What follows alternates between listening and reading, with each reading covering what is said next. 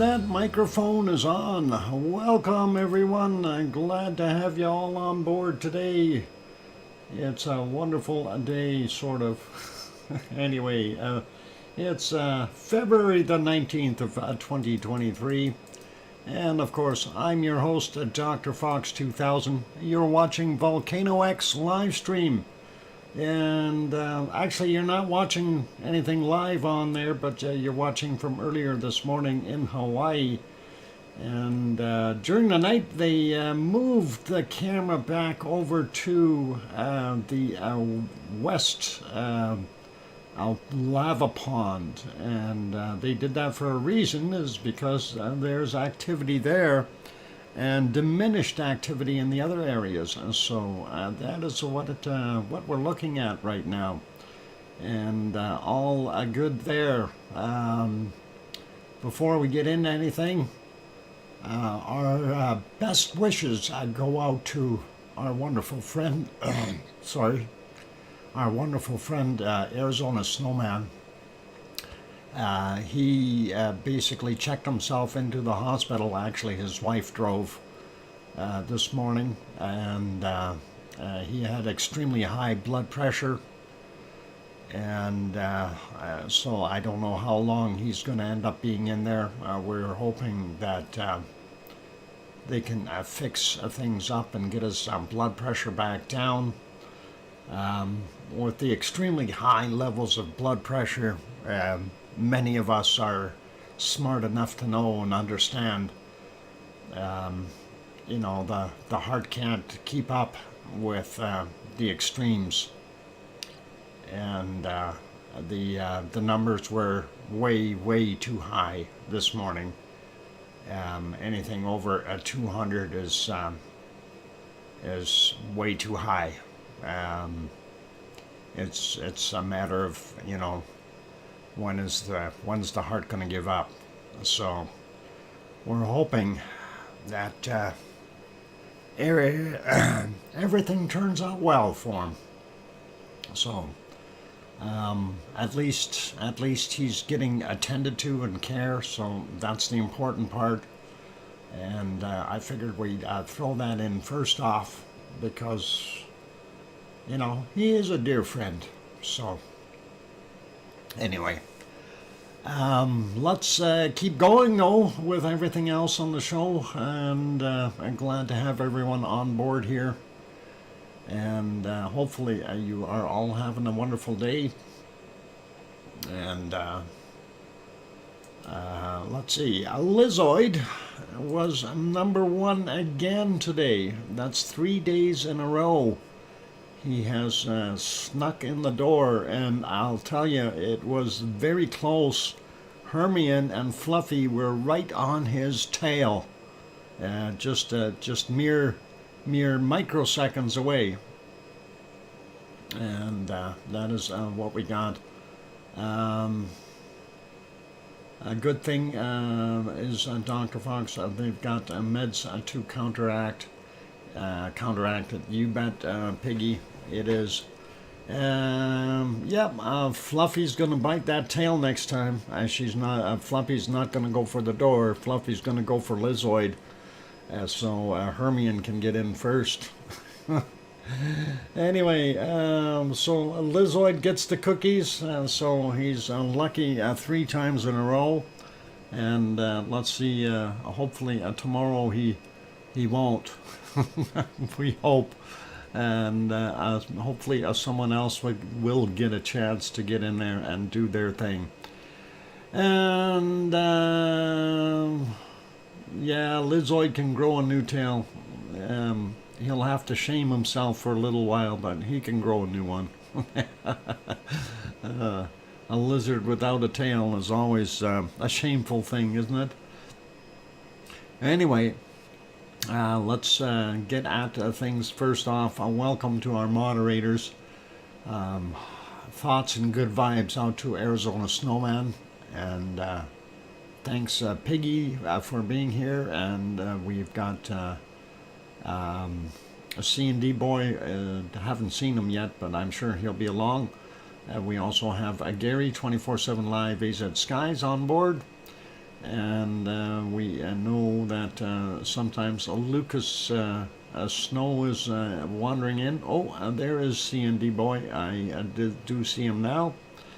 And of course, we also have Joseph Fields, Texas. Although Joseph may be busy today, it is Sunday, so a church day for him, and gets a little busy there in the church. So,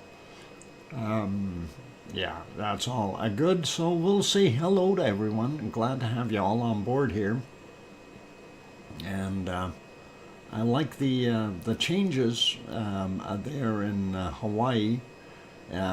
You know, it was a few days ago where I basically was mentioning that we're going to see the vent migrate, since we've seen it go from that southeastern easterly lava pond on over to the central vent that created its own little backboard and everything. And well, lo and behold, yesterday we were seeing evidence of the lava coming out just beside Pig Island on the western side of Pig Island. And then late last night or very early this morning, they moved the cameras back to the western lava pond. And I'm surmising that we may see it go for a little while, and then the lava may return back to the right-hand side of that pond and start flowing. By the way, when you're looking at this, and I know I don't have my mouse working there right now. Hang on, I'm trying to get back on there, get the hamster in gear. And over here, that's the old tow area. And it too is glowing and steaming, and very interesting to see that. So that is pretty awesome. Did we miss? A Tetra. It was my 39th birthday. Oh, yesterday. Tetra, I didn't realize it was your birthday yesterday. You didn't mention anything, or I missed it. We'll have to celebrate for you today. So I know it's a day late, but we'll do that. I was out yesterday. Okay, Tetra, no worries. We'll see what we can do for you. So that will be good. And let's see if yeah, Piggy, thank you. I got it. That works. And we'll see what we can do. Line something up for you during the breaks. Anyway, we'll say hello to everyone, and we'll carry on from there. So I'll say hi to Kananaskis Country and Alba Girl and Adele51, and of course Tetra, and happy belated birthday, Tetra. Sharon Stewart, welcome back. Dave Cruck is here. Sue Hayes, welcome. Sasha made it in. King Colin Deadman also here. Hermione and Fluffy are here. Peter Greenlee's also made it in. And going up to see who else we've got here. Scrolling now. Henry Nelson, welcome. Judy, welcome. Judy McClellan, I'm glad to have you on board. Kirst Chaplin also here, good to have you. And let's see, we got Lizoid, of course, got the cookies again. And let's see, scrolling up, looking for more wonderful names. And let's see, who else do we have in the chatters there? We got Kirst already. Well, let's see. That didn't sound good. We got Kirst already. Yeah. Sorry, Kirst. Anyway, let's see. Who else we got? Still scrolling up. Looking. Wormhand is here as well. Welcome. And Jane Mary also in. Good to have you on board. And still scrolling up to say hi to the rest of you. And let's see if we can find any other names. We've got Peter already. And scrolling some more, looking for more names. Tom, Dice, and Pepper are here. And let's see, good to have Tom on board. A Big Toe also in the house. Welcome. Glad to have you on board again. And let's see, who else have we got? Still scrolling. Okay, I'm up as far as I can go. And let's see. I'm trying to get the banner up top to move, but it doesn't want to. Ha! Okay. Oh, now it did. Wow. Okay. Kevin Williams, welcome. Good to see you. And did I miss anyone else in between there? If I did not call your name out, it wasn't on purpose. I may not have seen you. And I'm trying to say hello to everyone. So you can always yell at me. It's not intentional that I didn't call your name out, like Dave Kruk or somebody like that. You know, we do say hi to everyone. So anyway, also hello to all the people in the Lurkers Lounge. Philomena, did I say hi to you? I think so. And welcome, Philomena. And handing out steaks on the bones. Oh, Michael Olson also popped in. Good to have you on board. Anyway, let's get at things. And I think the first thing that we want to kind of look at is not necessarily my time lapse that I made of last night or this morning, but what I would like to look at is this shot from the south camera. And if you look at it very carefully, this is the lava pond, and what's not in there is lava. It's all dried. You can see it looks like a mountainscape with rocks creating big shadows, and no lava in there at all right now. And that is a pretty weird, actually. Let's see if we can make that a little bit better of a shot there. Brings it in a little, or out a little bit more. You can see the edges here as well.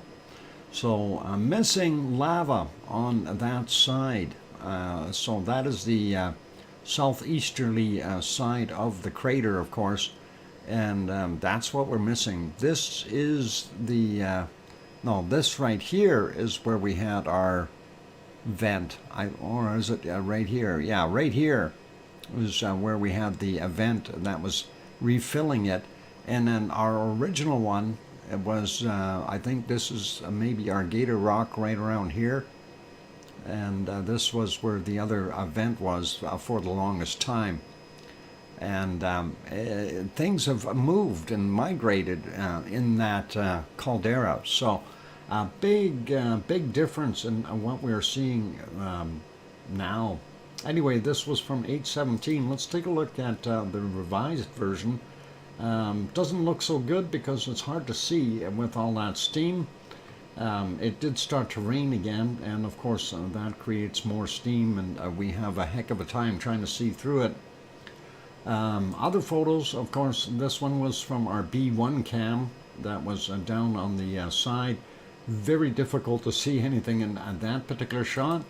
I'm going to refresh that, see if it got any better. Nope, got worse. Here's our thermal. And of course, there you can see the vent over there. We do see that we've got a fairly hot area over here, which is kind of weird, and that is more on the easterly side. This is the Lavigator is right there beside it, and that is the other spot where our primary vent was for a while. And then this one here is where the backboard is, the one that was last going. And then we've got Pig Island in between. And then we had lava on this side of it. And that was very, very interesting. I did pull up, or I did take some photos or screenshots. Let's see if we can go grab one here just to give you a better idea of what we were seeing. And I thought it was a little odd the way everything was happening there, but I did mention, you know, that we were going to see some migration of that. So this one, of course, was from a couple of days back. This is from the 17th, and you can see in there where that lava pond was. And I'm trying to get my crayons working because my mouse won't work on top of the photo.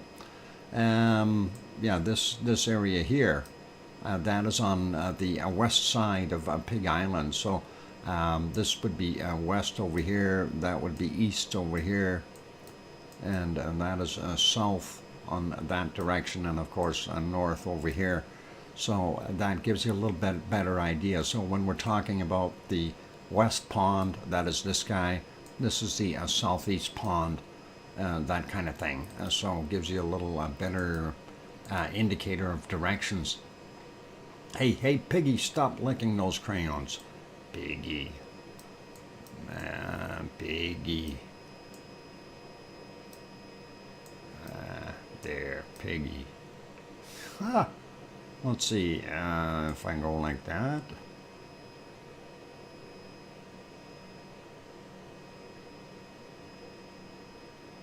Oop. I don't know if that's going to work. I'm not good at drawing pigs.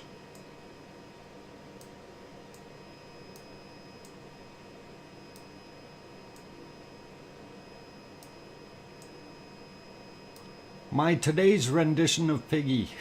Yeah. All right, that is that's I guess as good as it's going to get.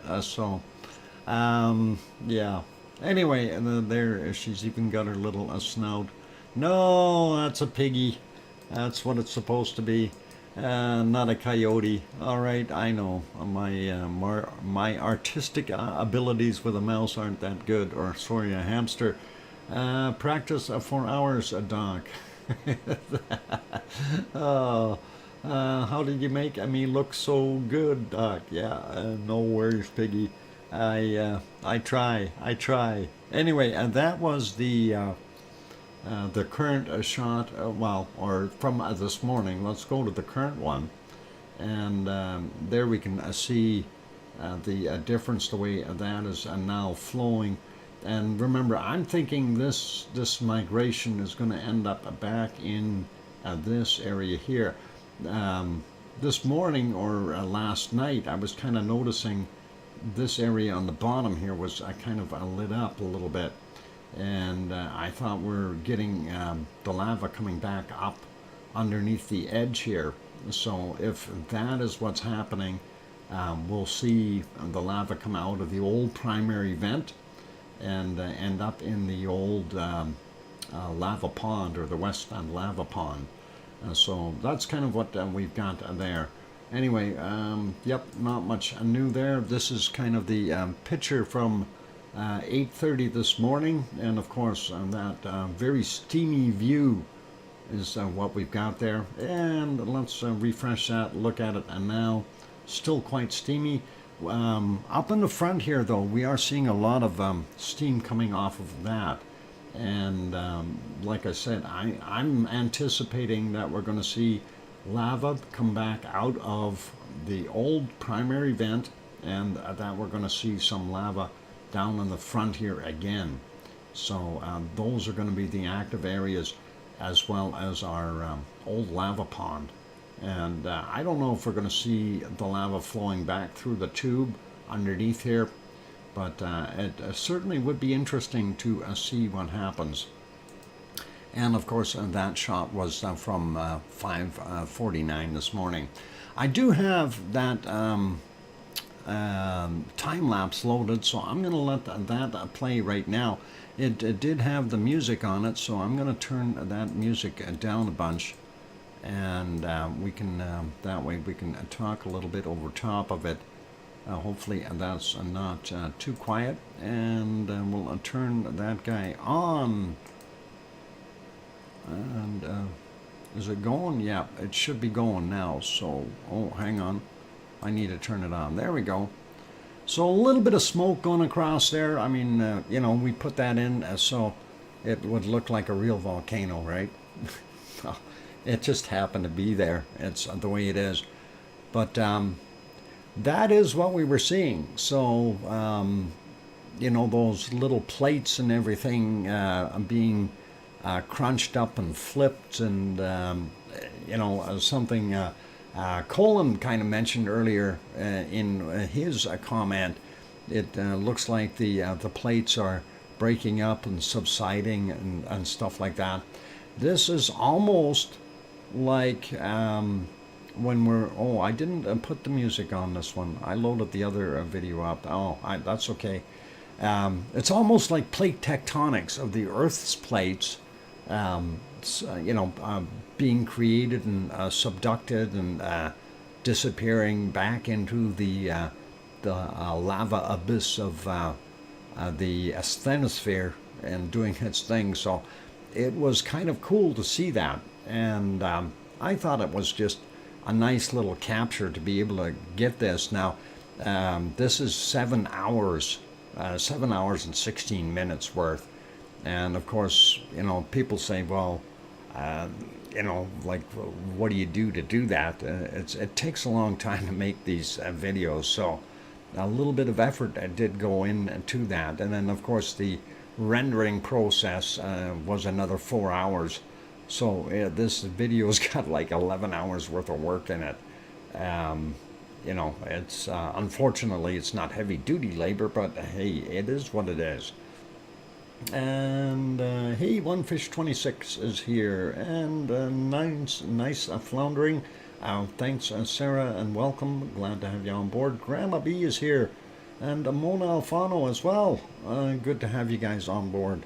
And yeah, so you know, this certainly does expedite the process of watching the slow plate movement from you know, all that crust being developed as soon as it flows in. You can certainly tell that it came in from the left side there and pushed through quite well. So very cool to see that, and very quick. Now the thing, one of the other comments, of course, that was on there, Henry had said, yeah, he sees the lava coming in, but where's the lava going?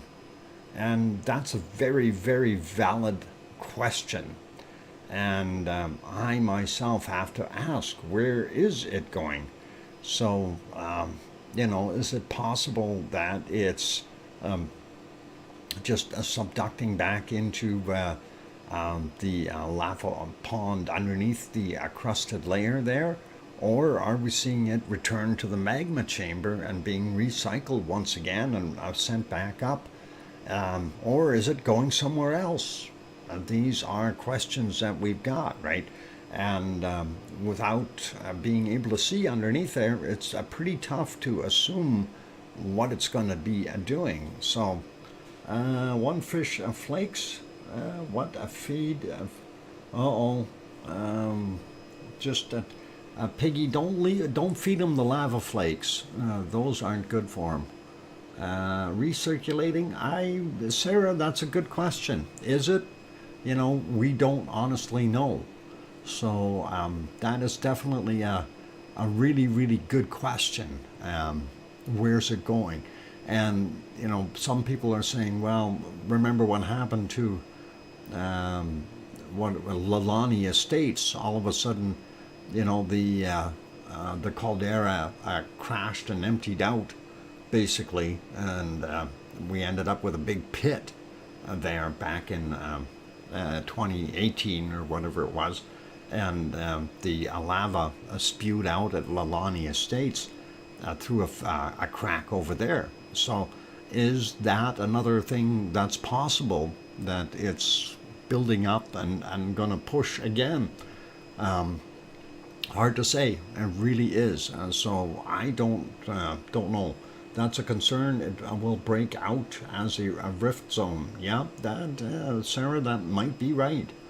I didn't see Lucas Snow here Yeah, I haven't seen Lucas for a little while.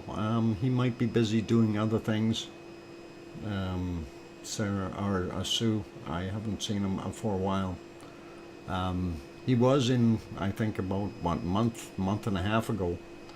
I wonder if it just gets recycled.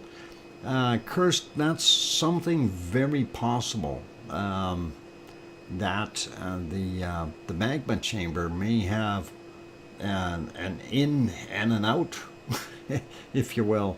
But if you take a look at the size of the caldera, because that caldera is so very deep, the pressure at the bottom of it to push back downward would be plenty high to be able to push magma or lava back into the chamber and not come back out, like almost a one-way valve in a way, and then come back out some other points. But again, it's just a hypothesis, very, very difficult to say.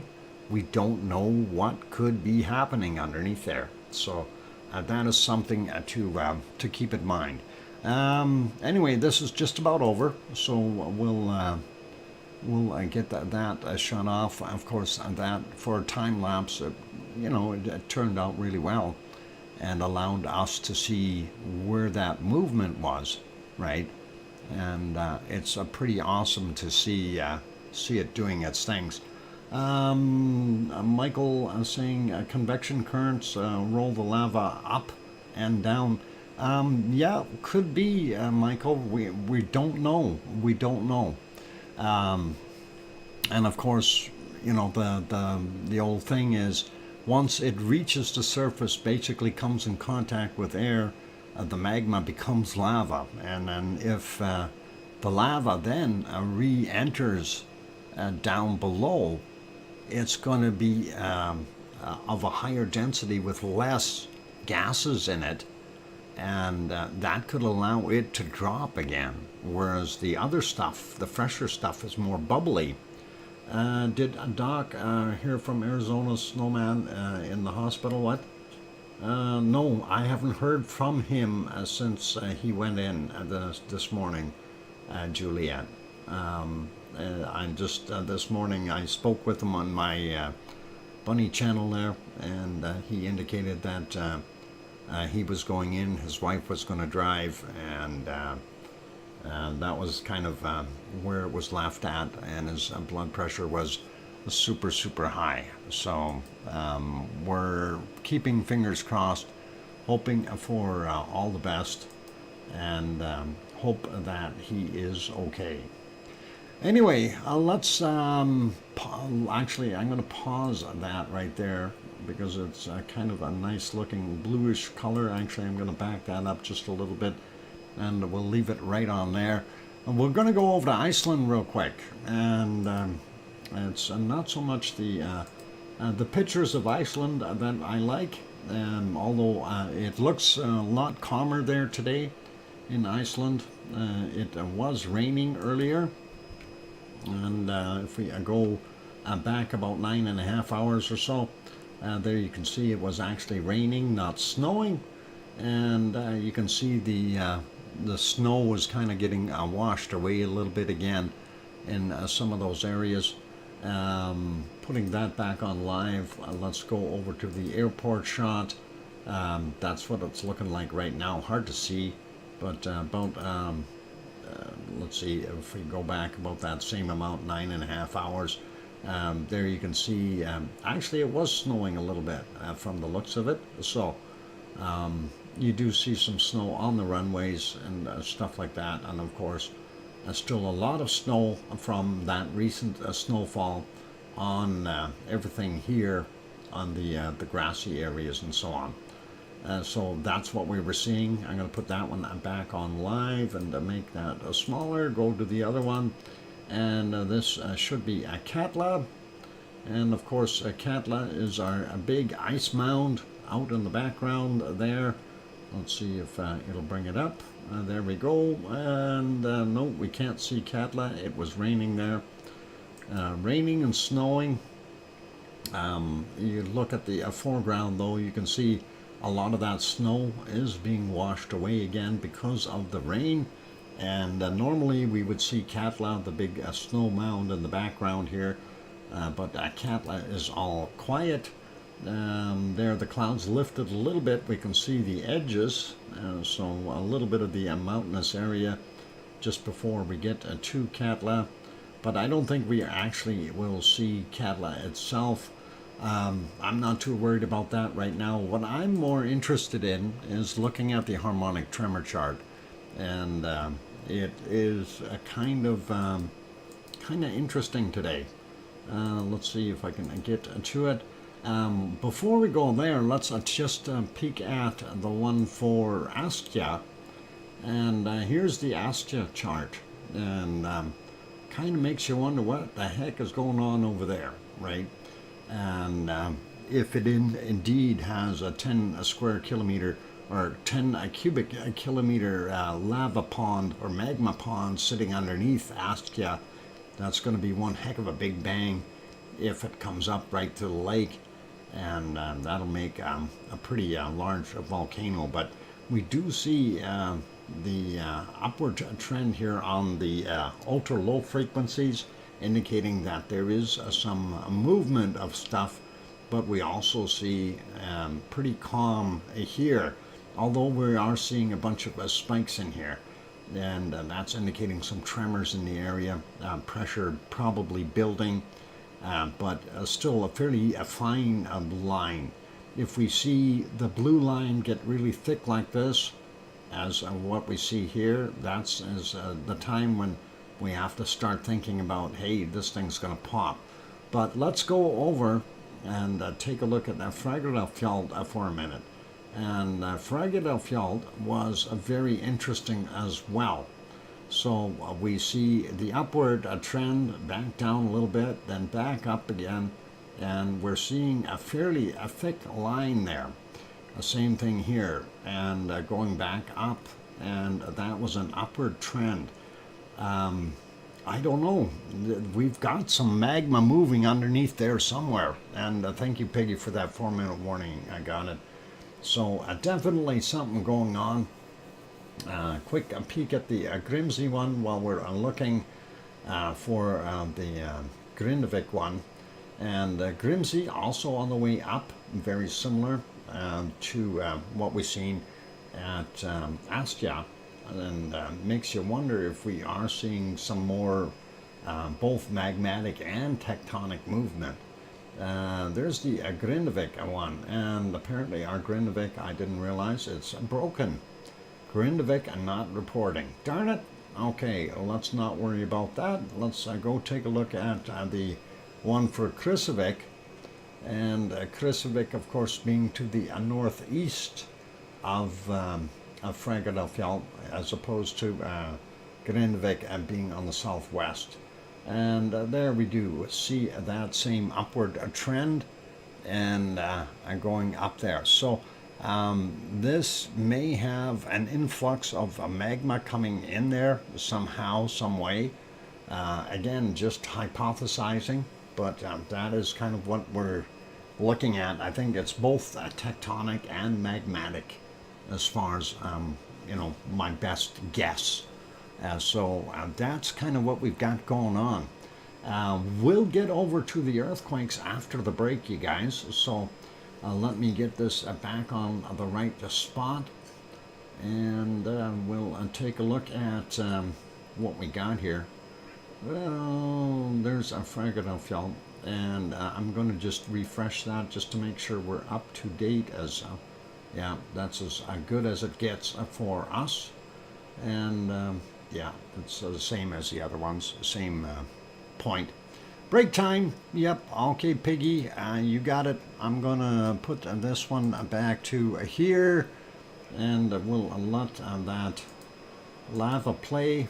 And oh, I hit the live button. I wasn't supposed to do that, but yeah, we'll leave it on live. What the heck? There's the old toll hole. You can see it, and of course we don't see too much lava movement during the daytime. We do see there is still some cracking and light areas, but we'll probably see more movement there. I think I am going to put it back a little bit here, though. Let's see where we can get it to, and be around here somewhere, and leave that on for the break for you guys. All right, don't go away. For those good people who are here, if you have not yet hit that like button, please do consider hitting the like. That would really help us out. Also, for those who have not yet subscribed and are sitting back in the Lurkers Lounge, do consider subscribing, and that would be really, really awesome and help us out and grow this channel. And on that friendly note, we'll be back in about 5, 6, or 7 minutes. I'm your host, DrFox2000, here in Edmonton, Alberta, Canada. I'll be back. Don't go away. Thanks, and play nice in the lava. And Piggy, don't bite anybody while I'm on break. You can get him afterwards. I'll be back.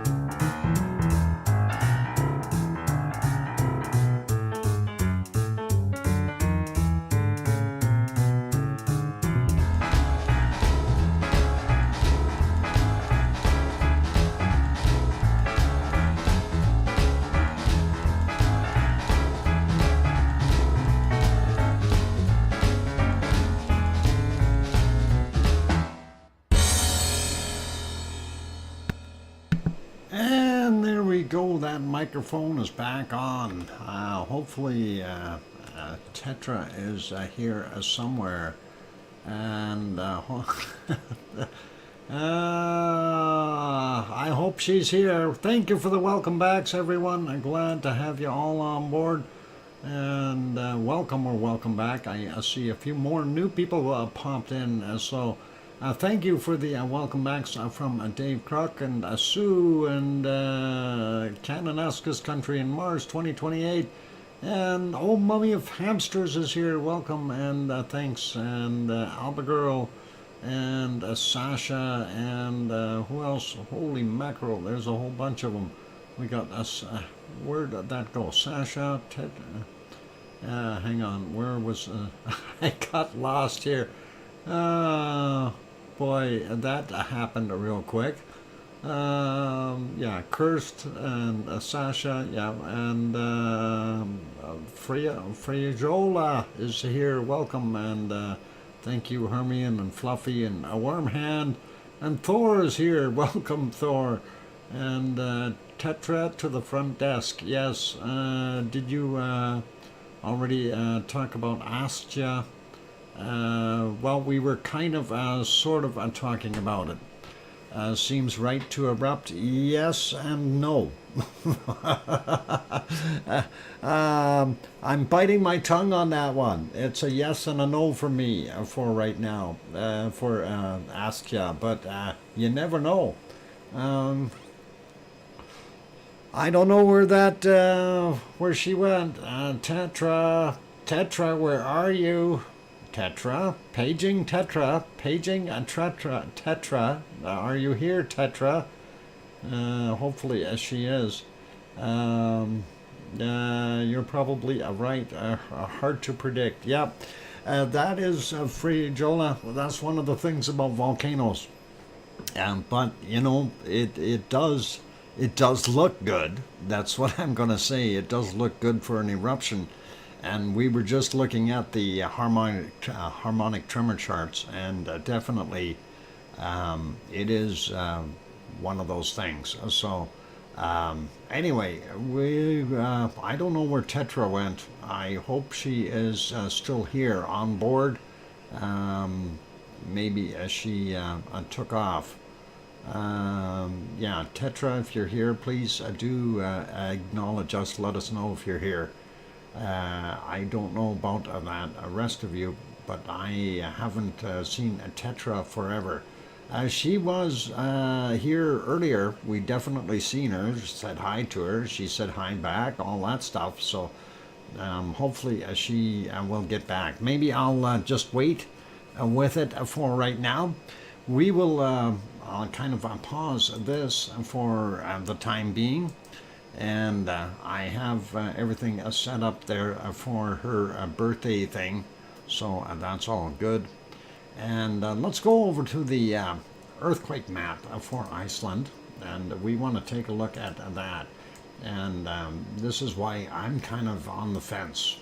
And we'll talk about that really quickly, but let's get at what we are seeing. Right now, Astia area, not that much activity.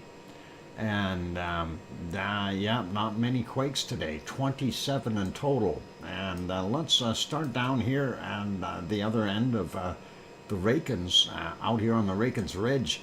We have a 2.78, and that came in at 10 kilometers of depth at about 9:58 this morning. Then we have a couple here, 1.51, and that came in at 10 kilometers down, and that's actually yesterday late at 23:37, and then a 1.34 from 8.4 kilometers down at 23:20 yesterday. Moving inland a little bit more onto our Reykjanes Peninsula, and for those who aren't familiar with this area, the capital city of Reykjavik right there.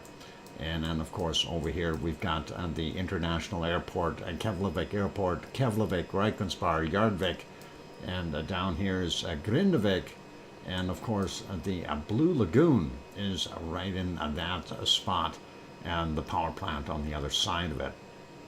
Anyway, popping over a little bit, we do see the outline here, this funny looking one, and that is of course our Fragedalfjall area.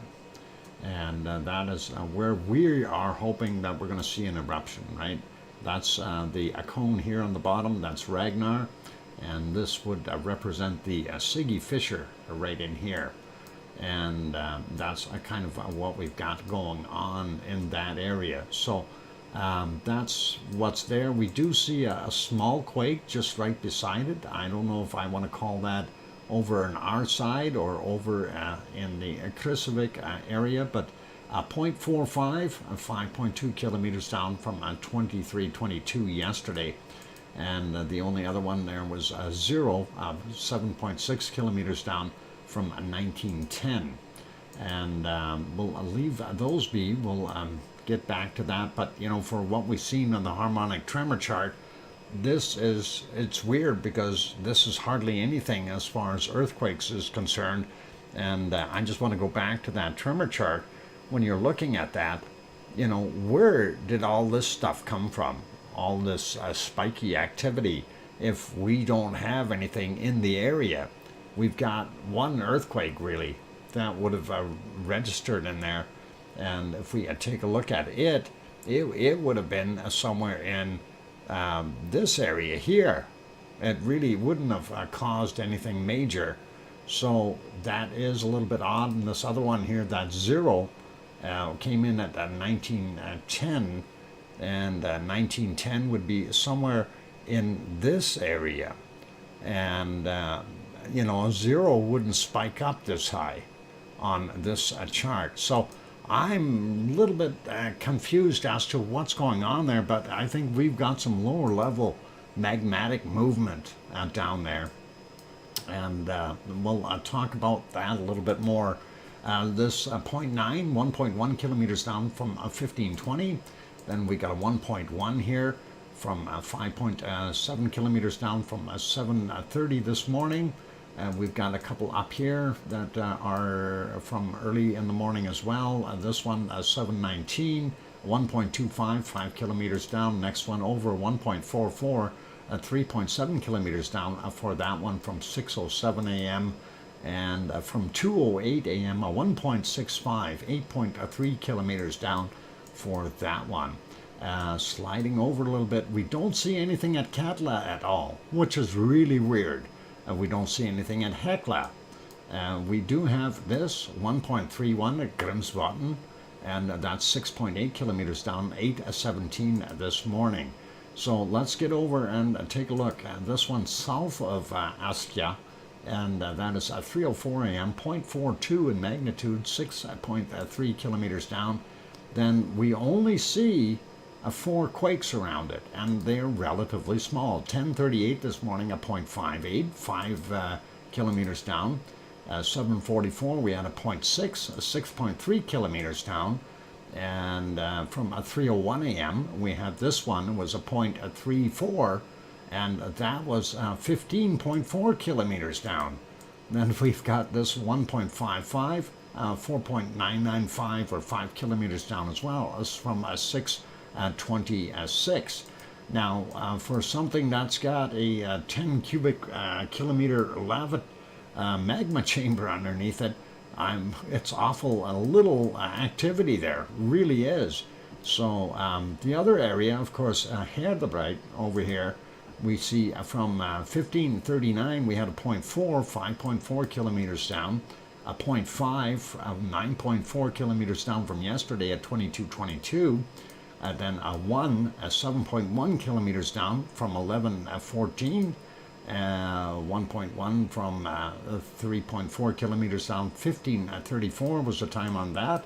And at 9:18 a.m. we had a 0.64 at 3.5 kilometers down.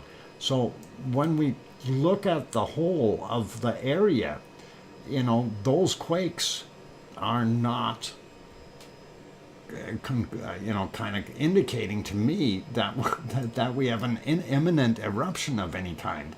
The volume of the magma intrusion with a so little activity makes me think it could be a big boom. Well, yes, Frajola, that's the other thing. And, when we look at these, they are very far down, 5 kilometers, 6 kilometers, 15.4 kilometers, and, another 5 kilometers down. That is very far down. So if there is indeed enough pressure, yeah, we could see one heck of a big boom. But the boom, though, typically comes when we have, pre-magmatic intrusions. In other words, if we get a quake that cracks open the floor of the caldera here, and we get that water draining into the magma chamber, then yeah, we're going to have basically a hunga tunga hunga pie on land, for lack of better words. Anyway, let's look at these other ones here before my break comes along. 4.5 kilometers down from a 354 this morning. The other one over here from 3:01 a.m. a 0.75, 3.4 kilometers down.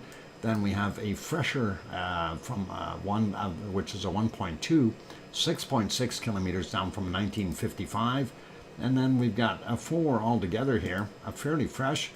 2052 was the time on this 1.8 from 4.1 kilometers down, then a 0.4, 5.2 kilometers down from a 1031, and this one is at 9:40 a.m. a 1.2, 5.3 kilometers down, and the latest one on the chart at 2147 was a 1.5, 6.6 kilometers down. So yeah, it's I'm really kind of wondering what is going to go on there. And, the biggest thing I always say about volcanoes is they are unpredictable. And that is the big thing. So, we got to take a look at all of it. The seismic activity, the harmonic tremor charts we're seeing on the lower area here in the peninsula would kind of suggest to me that we're going to see something pop there. The stuff over here, yeah, definitely could. I mean, we are seeing more quakes, and if there is indeed that large of a magma chamber or intrusion of a magma underneath there, then we got to weigh it out. Is that what we're going to see? Time will tell. We can hypothesize about many things, and even the experts are going, well, yeah, but no, we don't know, and it could, but it couldn't. I'm going back to Iceland in April, and maybe I'll get some action. Hopefully, not too much. Frayola, yeah, be careful if you are. Thank you, Piggy, for the 2-minute warning. It is one of those things about it, we don't know what's going to happen yet. And from when I was speaking with Yvonne about the magma intrusions and stuff like that, we do have some magma sitting in underneath the Reykjanes Peninsula. So it's not just up at Astia. So this is where I'm kind of going, what's going to happen? Maybe both of them are going to pop. Maybe one's going to shake the other one big enough to make it go. I have no idea. But we'll see what happens in the future. It's going to be interesting. So, the next couple of weeks to a couple of months are going to be kind of nail-biting here to see what happens. So hopefully we'll get an eruption, and hopefully it will not harm anyone, and hopefully it'll be well displayed so we can be able to see it. And if Astia blows, and if it's indeed 10 cubic kilometer size magma chamber, it's going to be a big one, and I don't think anyone's going to be able to get near it for a month or so because of what it is. But anyway, let's leave it there. It is time for break, and I am going to go take that break. So for all those good people who are here, if you have not yet hit that like button and you're enjoying the show, please give it a quick bump.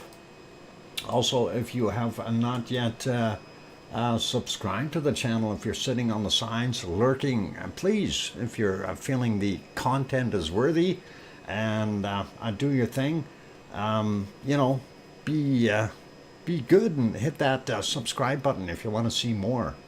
And Friola says, amen. Unfortunately, Aska is in a very remote location with very few people in the danger zone. And you're right, Friola. There's nobody up there. And that is all good. Anyway, it is time for that break. So keep smiling, you guys. Be good, be kind, don't go away. And after the break, we will have some bacon seeds, and we'll go from there. So don't go away. Hit that like button, all that stuff, and play nice in the lava, okay? No throwing lava lumps at each other. Those hurt. I'll be back. And if anybody sees Tetra, tie her feet down and keep her here. We've got her stuff ready. I'll be back. Don't go away. Do the cha-cha.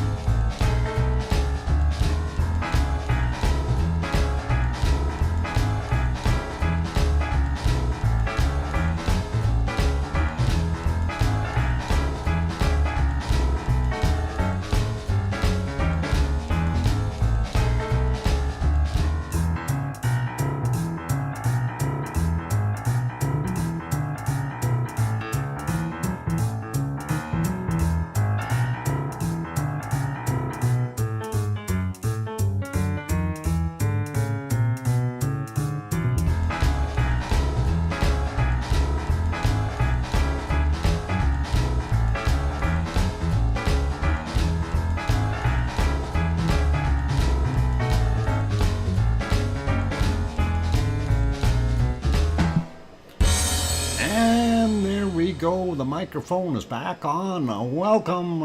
Yep, the fox is really hopping. Welcome back, everyone. I'm glad to have you all on board today. I'm your host, DrFox2000, here in Edmonton, Alberta, Canada. And thank you for the welcome backs from our wonderful Piggy and Jane Mary and Sue Hayes. And Cynthia saying, bring on the bacon seeds. Welcome, Cynthia. And Leo Carlson saying, welcome back, and welcome, Leo. And Alba Girl, thanks, as well as Grandma B and Sasha and Philomena. And of course, the I Hear You, Dr. Fox 2000 from Sharon Stewart. Thanks, John Raper and Mars 2028 and Hermione and Fluffy. I think I got everyone. All right, bring on the bacon seeds. All right, we'll find those. There's some bacon seeds here somewhere. Oh, look, there's the one from yesterday, the last bacon seed we looked at. Let's see what else Piggy sent us there. She was busy doing things today. And yep, John Raper says, just in time, you're lucky. Piggy is typing away. And there's our first bacon seed for today. Look at the smile on that little bopper's face. And we got it. Go bite him. Snout bops, a night bop. Oh, danger, danger. Anyway, let's have a look. Air is free. For now, John, they're going to charge for it. I think it's $2.99 a cubic meter or something. But anyway, and the next one is, a repeat from yesterday. I think he's letting us know how he feels. With his curly tongue sticking out. And that is all awesome. Let's carry on though and see what we have elsewhere.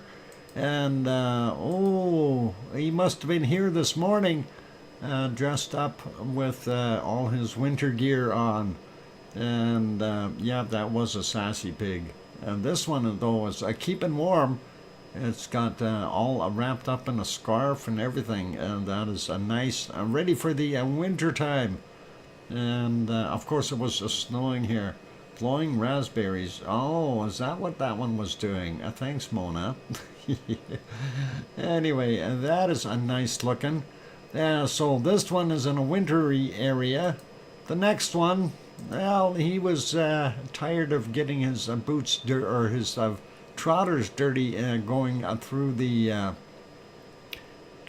pigsty, and he put on some booties, and that is all good. And chuckling about it, going, I'll make it. Too big for his boots, you bet. And that is awesome. But you know, after you go wandering around, then there's some rain. You need those booties on, otherwise you're going to get all wet. And it's a good thing those guys are underneath their umbrella. That is really, really important. It's raining kittens and puppies out there. So that looks pretty awesome. And let's see what we got for the next one. And we got this guy showering, and that is pretty good. We like that one. I thought there was one more. Hang on, there should be two more bacon seeds. For some reason, I only have one more. Maybe I can't count right. Oh, I must have missed one. Anyway, the one I missed was a replacement one that I put in there. But yeah, this is definitely getting a nice hogwash out in the open. But you know, when it's winter time, you have to do that inside. So the last one, of course, is this guy. And he is inside getting his hogwash, and he's enjoying being sprayed there in the shower. So that is pretty awesome. Looks like getting underneath the neck area there to make sure he's completely clean. So that is our last bacon seed for today. Thank you, Peggy, for sending our wonderful bacon seeds in. And speaking of the hogwash thing, I am trying to make a hogwash emoji. It has been tough. The thing is, I have a picture that I'm trying to use, but I'm trying to get the word hogwash in big bold letters, and I have to make them bigger, but every time I have to do it individually, each letter individually, because the spacing in between the lines is too much. Otherwise it'd be too small, and the problem is every time I paste them individually, it messes up the one above it and below it. And so I'm still working on that, you guys. It needs time and patience. I actually have a different piece of software I think I'm going to resurrect, and that is a very old piece of software, and I'm going to try to do it with that. And yeah, it'll be a hogwash one, and that's what we want, but we want it in a vertical format, the word hogwash. So it'll work out. I'll make it work. It's just going to take some time. Anyway, so we had a look at Iceland. We kind of all agree that, you know, our volcanoes are up in the air as far as what the things could be. No, Cynthia, there's not enough room. We need the picture big enough, tall enough, otherwise you won't see it. That's why I want to have it on the side, and I'm limited to 48 by 48 as far as pixels. So we need to put it to the side and to be able to make that work. Otherwise, it'll be so small people won't be able to see it. And that's the whole idea behind it. We're gonna have something that we can recognize, right, without having to think twice. So, yeah, John, yeah, okay, you realized the caps, okay. Anyway. Yeah, I tried that. Trust me, Cynthia. I tried it. It didn't work. I made it too small, and then it just wasn't recognizable. So, Hermione is falling asleep. Is Fluffy purring too loud? Maybe it's my voice. But anyway, let's take a look at the news on the stream happening on the Crater Lake. On Craters Lake. Interesting. That's over by Three Sisters, if I'm correct, Robbie. If that's the same one, or are you talking? The one? There's one in California. They also call Crater Lake. There's a few crater lakes around, so it's interesting stuff. We don't get to all of them, so that's the way it is. But anyway, let's carry on with this real quick. Good night, Hermione. Get some sleep if you need to. We'll stop this right here for now, and we'll go over to our next one. And of course, that is over to the Azores. Just a real quick peek there. We won't spend a lot of time. That, of course, is the little cove we always look at, and we look for the water splashing in. Looks fairly calm there today. We're not seeing any white water coming in, so very, very calm. For those who aren't familiar with it, that's what the cove normally looks like during a daytime, but that is not from today, of course. And then the next one is this one here, where the little town and the harbor with the bright lights. We are on the island of São Jorge, or São Jorge, if you say it in Portuguese, São Jorge, if I said it right. Anyway, and we can see the lights of Fayal Island way over here in the distance, just barely, and then Pico Island over on the other side here. And of course, that is 18 kilometers across from the island of São Jorge, and this is what it would look like during the day, but again, not from today. Although it was very calm there today, so it wasn't that bad. But let's not dwell on that. Let's go over and take a look at the earthquakes there today. We only have one indicated, and that happened at 5:15 this morning at their time. 2.1 in magnitude on the island of St. George. I did look for other ones, so let's go to the other map. I'm going to refresh that just in case there was anything else, and we do see some extra quakes that we were not seeing before. So first off, the one on the island of St. George, which is right here, and there's Pico Island, what we were looking at, and Fayal Island, so 18 kilometers in between the two. This one, of course, 17 hours ago, they labeled it at a 2.3, and it's 7 kilometers down. We do see another one here 2 hours ago, and it's a 2.2, and 5 kilometers down for that one. And then way past Miguel Island over here, San Miguel, we have one 3 hours ago. That was a 2.3 in magnitude, 5 kilometers down for him. So it gives you a pretty good idea of, we do have some shakers going on in there. And of course, down here is where the Canary Islands are. There's Portugal and Spain and Ireland and England. And there's Sue waving to us over here from Nova Scotia, from Cole Harbour. And there's Newfoundland. And of course, over here is Iceland. And we can see it up there. So pretty awesome. And that is the location of the Azores. And that's right in there. You can see the mid-Atlantic ridge going up and down, and then of course the East Azores Fault is another line going to the east. Let's leave that be. Let's go to, oh hang on, I did it again. I should have it like that. That's my bad. You can't see a darn thing when I don't zoom that back out.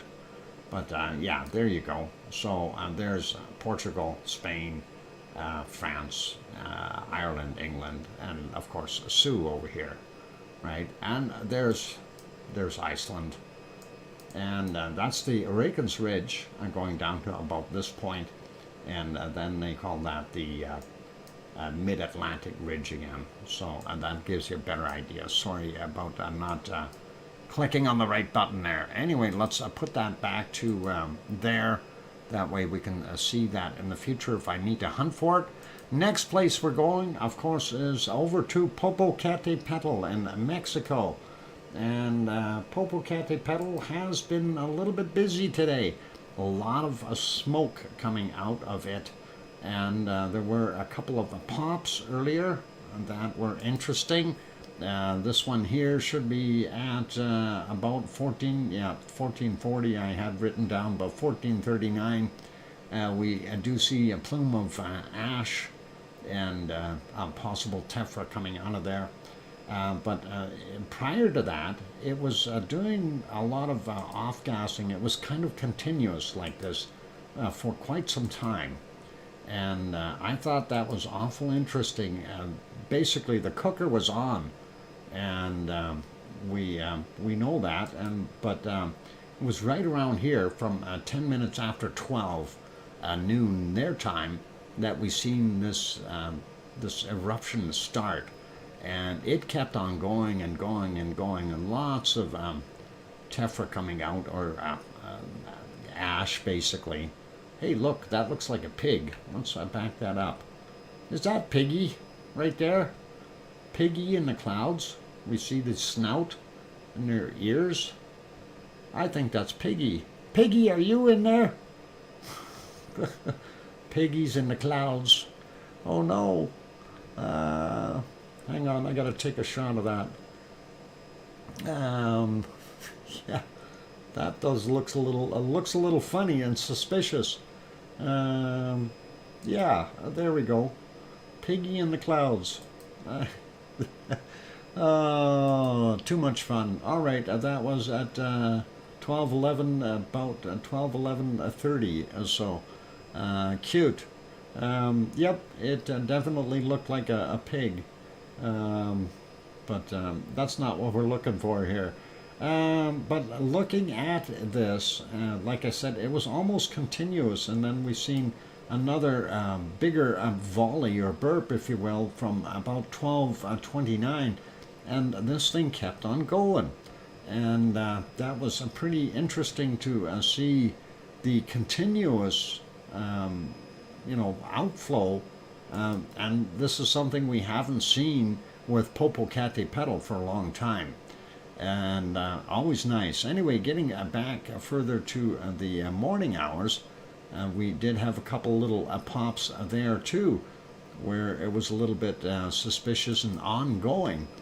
So the gas tanks are full, and it's starting to build up a little bit more of that gas at the chambers, and hopefully we'll see some kind of an eruption. So definitely something of interest. This was 6:35 roughly in the morning, and again it kept on going, and like I said before, typically what we've seen is something pop out of there for 30 seconds or a minute, and then it would quit. So it's kind of neat to see the prolonged activity that we haven't seen out of this volcano for a long time.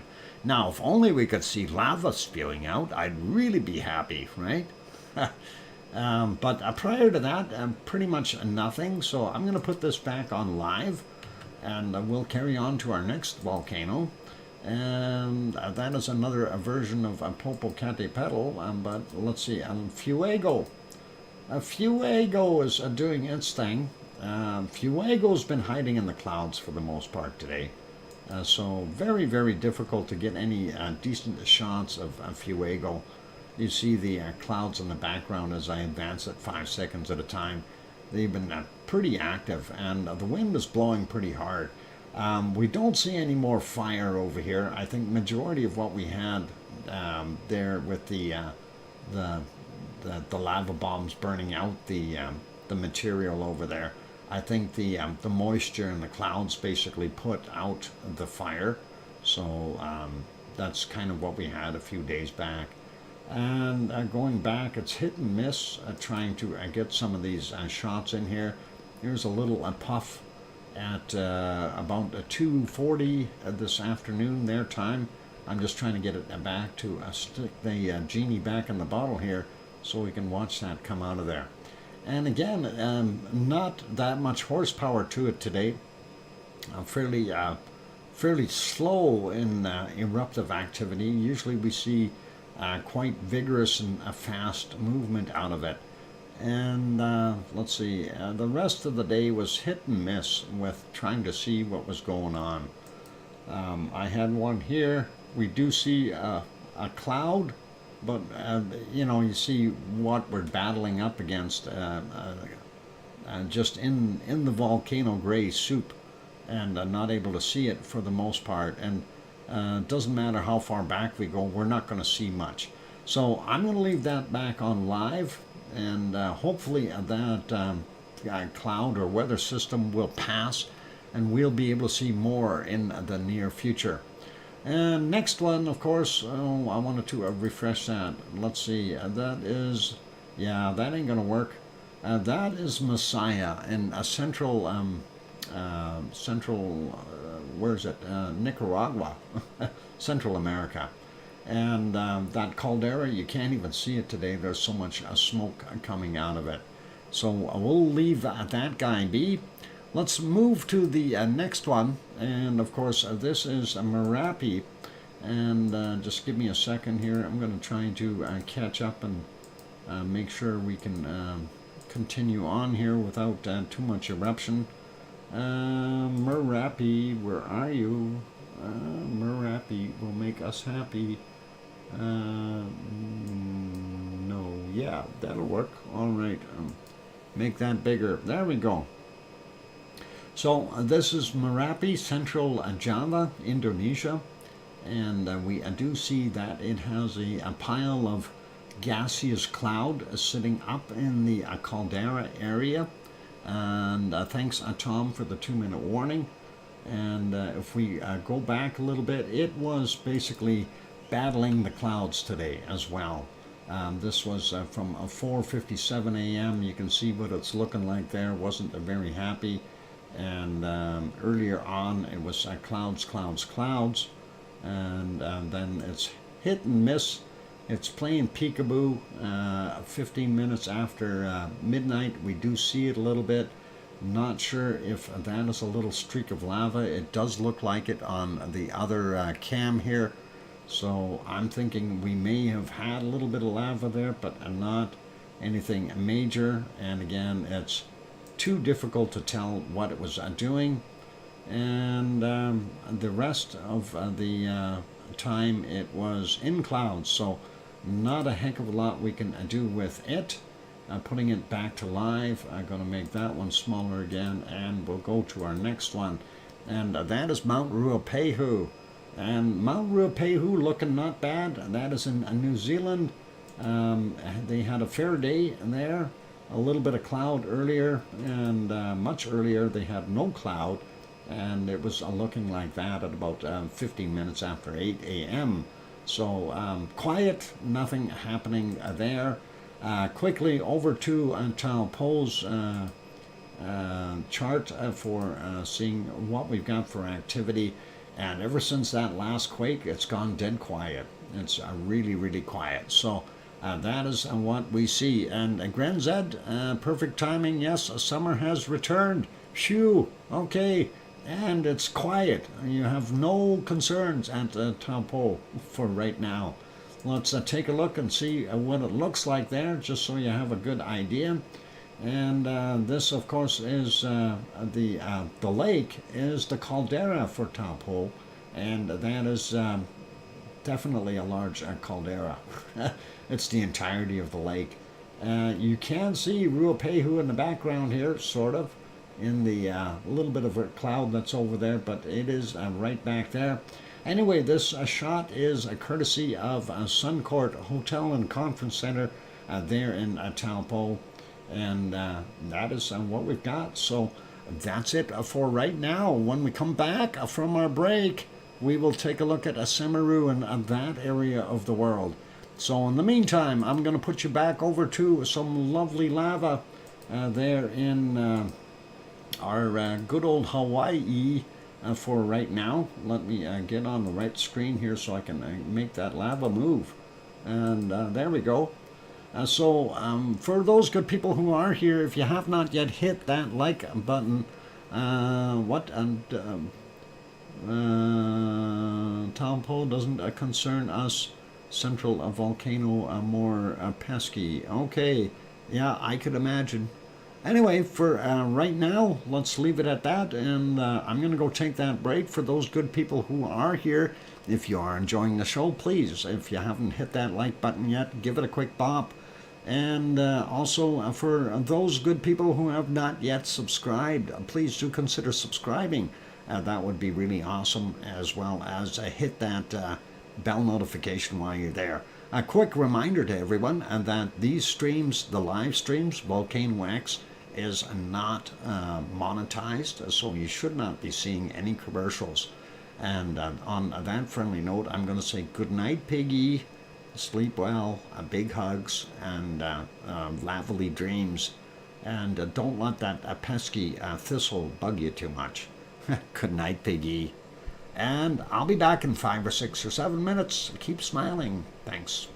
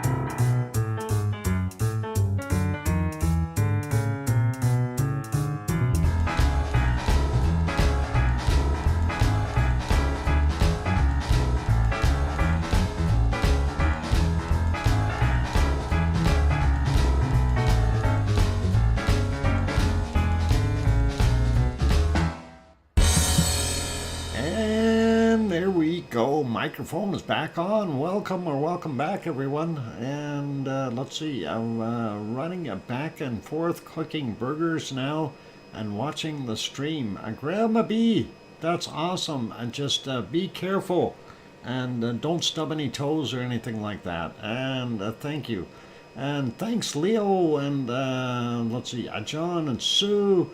For the welcome backs, and Mars and Alba Girl and Sasha and Grand Zed doing a flip one-handed cartwheels, and I hear you, DrFox2000 from Sharon Stewart, and Scott Hartman, thanks, and Kananaskis Country. What no toes are well protected. Oh, that's a good thing. She's wearing her steel-toed boots in the house. Yeah. Oh, Grandma B, smart idea. I should do that a couple of times too. I've caught myself on the same corner again last week here in my office, and it's the same one I broke my other toes with. So yeah, it. You know, that's what happens. I wear socks all the time. Socks don't give you any protection. And I whap my toes pretty bad. And, of course, bruised and everything. And it's the same ones I hit before. So it happens. Cynthia says, we missed you, Dr. Fox 2000. Aww. Well, I'm glad you're back, Cynthia. And anyway, let's go over to our next volcano of interest, and that is our lovely Semeru. Semeru there in East Java in Indonesia, and that is looking pretty good for a morning shot, and that is at 5:41 a.m. their time. So pretty awesome, and I'm liking that. No one to blame but yourself, Doc. Oh no, I blame that wall. It keeps jumping right out in front of me, Tom. Every time I walk by there, it does that kind of sneaky push there to say that I'm here. And sometimes it trips me up and it gets me. It's the wall. It's not me. Oh. Yeah, it happens. It happens. Yeah, the first time that it happened actually was I was mopping the floor in here, and that's when I actually broke my toe on that stupid corner, and this last one here was only a bruising, but still, you know, gotta watch what you're doing. It is what it is. So, gotta take it with a grain of salt. Anyway, Semeru being fairly quiet today. We did have some puffs just a little while ago, and here's one of them. And I hate sharp corners. Yeah, corners, tables and beds. Gotta have curves. Yep, I don't know why they can't do that. Well, I know why they don't do it, because it's harder to do. Everything could have simple curves on it, you know. I'd like to get my router out and just curve it around, but it is what it is. Anyway, yeah, little puff coming off of the Semeru there at 5:37 or 5:36 this morning, and there was another one from a little bit earlier here at 5:27, so it's been fairly active that way with small puffs, nothing really major.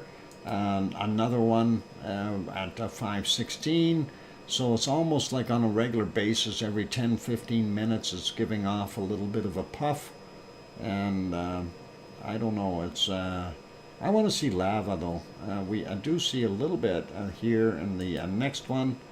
And let's see, there's our two little eyes that we always see, and there's a little bit of an eruption, and you can see a little bit of the wonderful goodness come out of there and slide down the hill, some sparklies, But that one wasn't very big. There was another one a little while earlier, which was a little bigger. If we can find it. Where did it go? Let's see if we can get to it here. Yeah, let's back that up a few seconds. And yeah, right around there.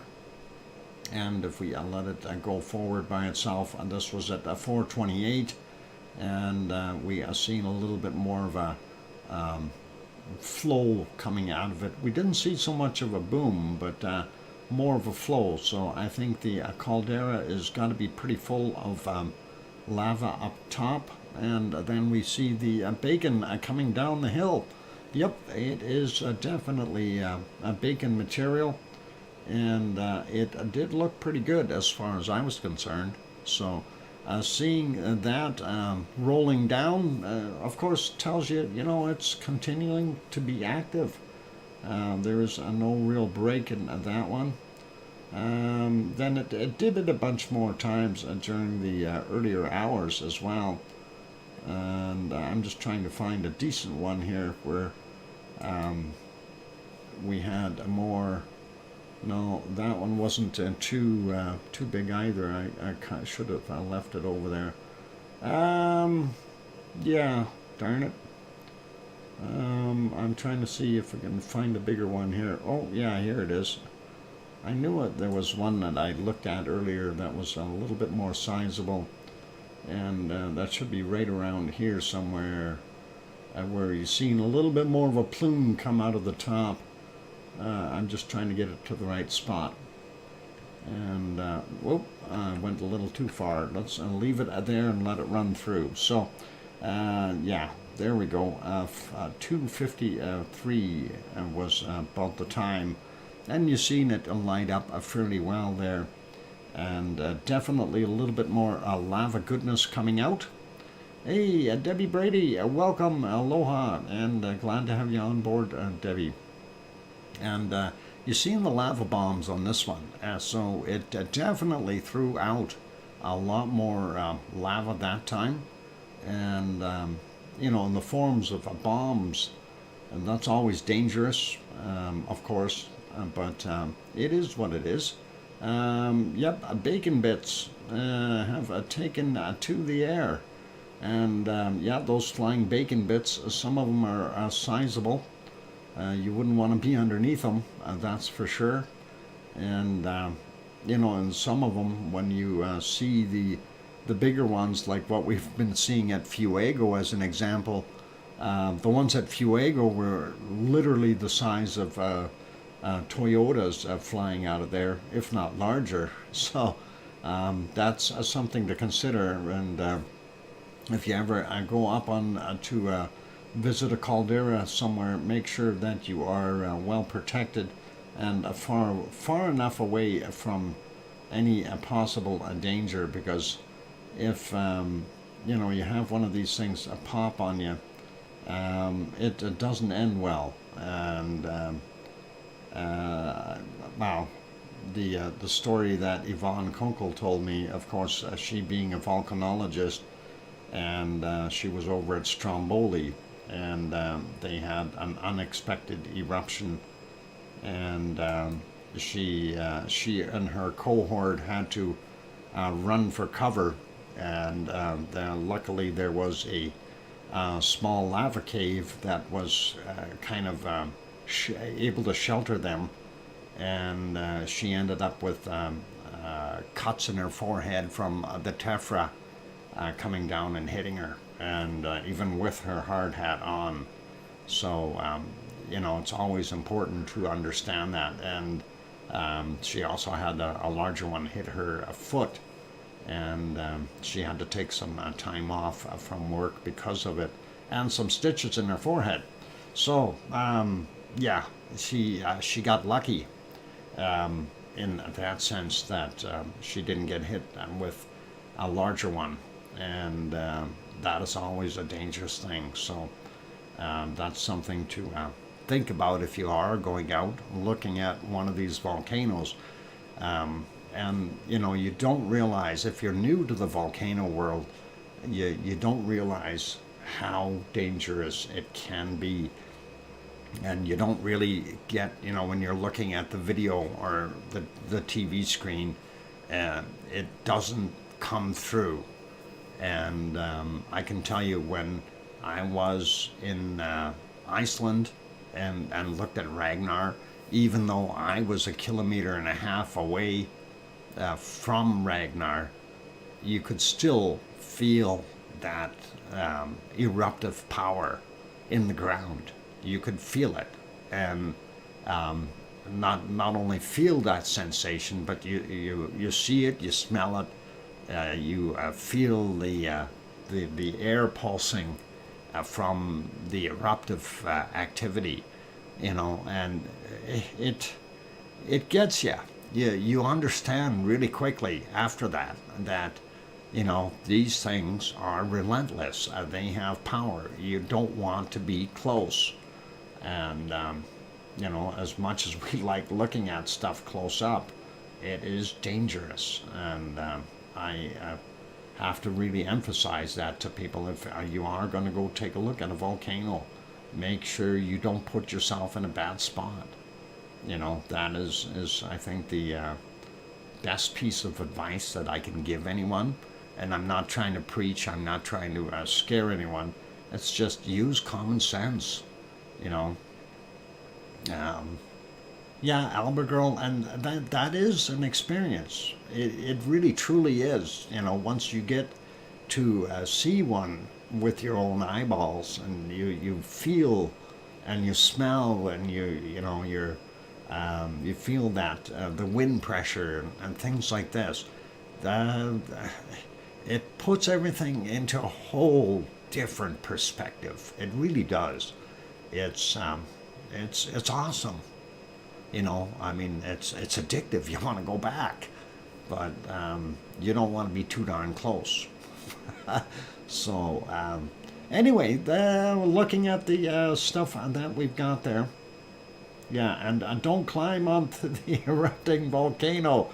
Yeah, Sue, that's exactly it. Don't go wandering out onto the lava bed. Just because the crust looks hardened doesn't mean you can wander on it. That is foolishness. It's an experience, but safer watching on a DrFox stream. Yep, Tom, I do have to agree.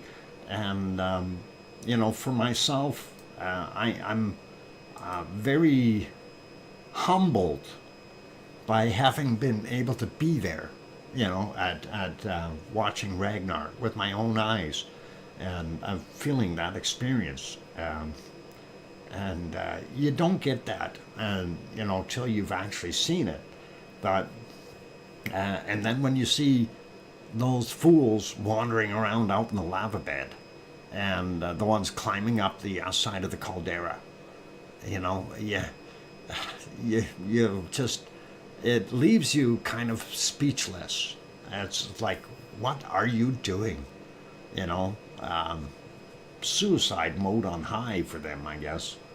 But anyway, yeah, there's another nice pop there from Semaru at 23:34 this morning at their time, or late last night their time. And more, as we call them, lava bits, or bacon bits coming down. So pretty awesome to see that, and it's neat stuff. Let's see if we got anything more major. I think before that we were in the clouds for the most part. I don't think we had too much else. Oh, there's one more we want to take a look at a while back. And let's see if we can get on this one. And just going to advance a little bit quicker here with 5 seconds at a time to, we'll leave. Actually, let's back that up. Oh, 5 seconds. There we go. Just let it build up and show you that one. 2028 was the time on that one from yesterday, their time. They're in the future, by the way, so it's not 2028 here yet. So not so much lava coming out at that time, but it did kind of burp or pop, if you want to call it that. And then there was a couple more there before that. There was one that had a long, long string of lava, and it made it down the hill quite a ways. And I want to just show that one. And there's that lava. Now, I don't know, that doesn't look like, it looks like it kind of leaked out the side because the top of the caldera is right up there. So this is almost like it got a hole in the side of the dam and started leaking. And lava leaks are always terrible. Thanks, Tom, for the 5-minute warning. And that did dribble down quite a ways. So, again, those are things that you got to be aware of. Like, to be honest with Semeru, it's very, very steep from that top caldera downward. When you take a look at some of the other ones, they're a little bit more of a gentle grade or slope. So this one up on the top is very steep.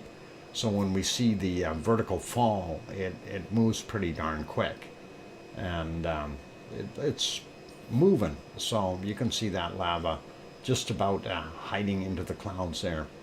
And that's got to be a fair amount of magma or lava coming out of there for it to make that long of a journey, right? So pretty cool, pretty cool. And that's what we've got right there. So from there down to here, probably half a kilometer. And it's almost like it's built itself, its little ledge back in here again. Maybe some of that material got pulled out of there with the previous flows, but that'll stop itself. I want to see if Madame Rutsa has got hers up, and we'll see. I don't think all is on right now, but let's see. No, she's got no live on right now, so we'll leave that be. And that is kind of what we've got going on there. There's the entirety of that stream, and you can see the spillway here, and of course the roadway that is continuing to be across there. I don't know why they don't build a bridge here, but maybe one day they will. Maybe there's just because it's too much material coming through here at times, they're afraid to put a bridge in. But let's leave that one be. Let's get over to Japan real quick, and we'll do that one in a couple of minutes. And not that much happening in Japan right now. Of course, that is our close-up shot of Sakurajima, just across the bay from Kagoshima, Japan, and that's on the southern end of the main Japanese island. And you can see it's off-gassing, and it did have some burpy outputs earlier, and let's just take a look at a couple of them. There you can see it, a fairly heavy gas coming out, and this is kind of where it started. You know, it was just a little bit, but it picked up quite a bit, and then all of a sudden you had a little bit of a burst in there, but nothing really heavy duty. I want to see where our birds are. They should be flying around there by that point in time. Maybe they were a little scared of that gas. Birds are smart. They know not to fly into that stuff. They smell it and they go elsewhere.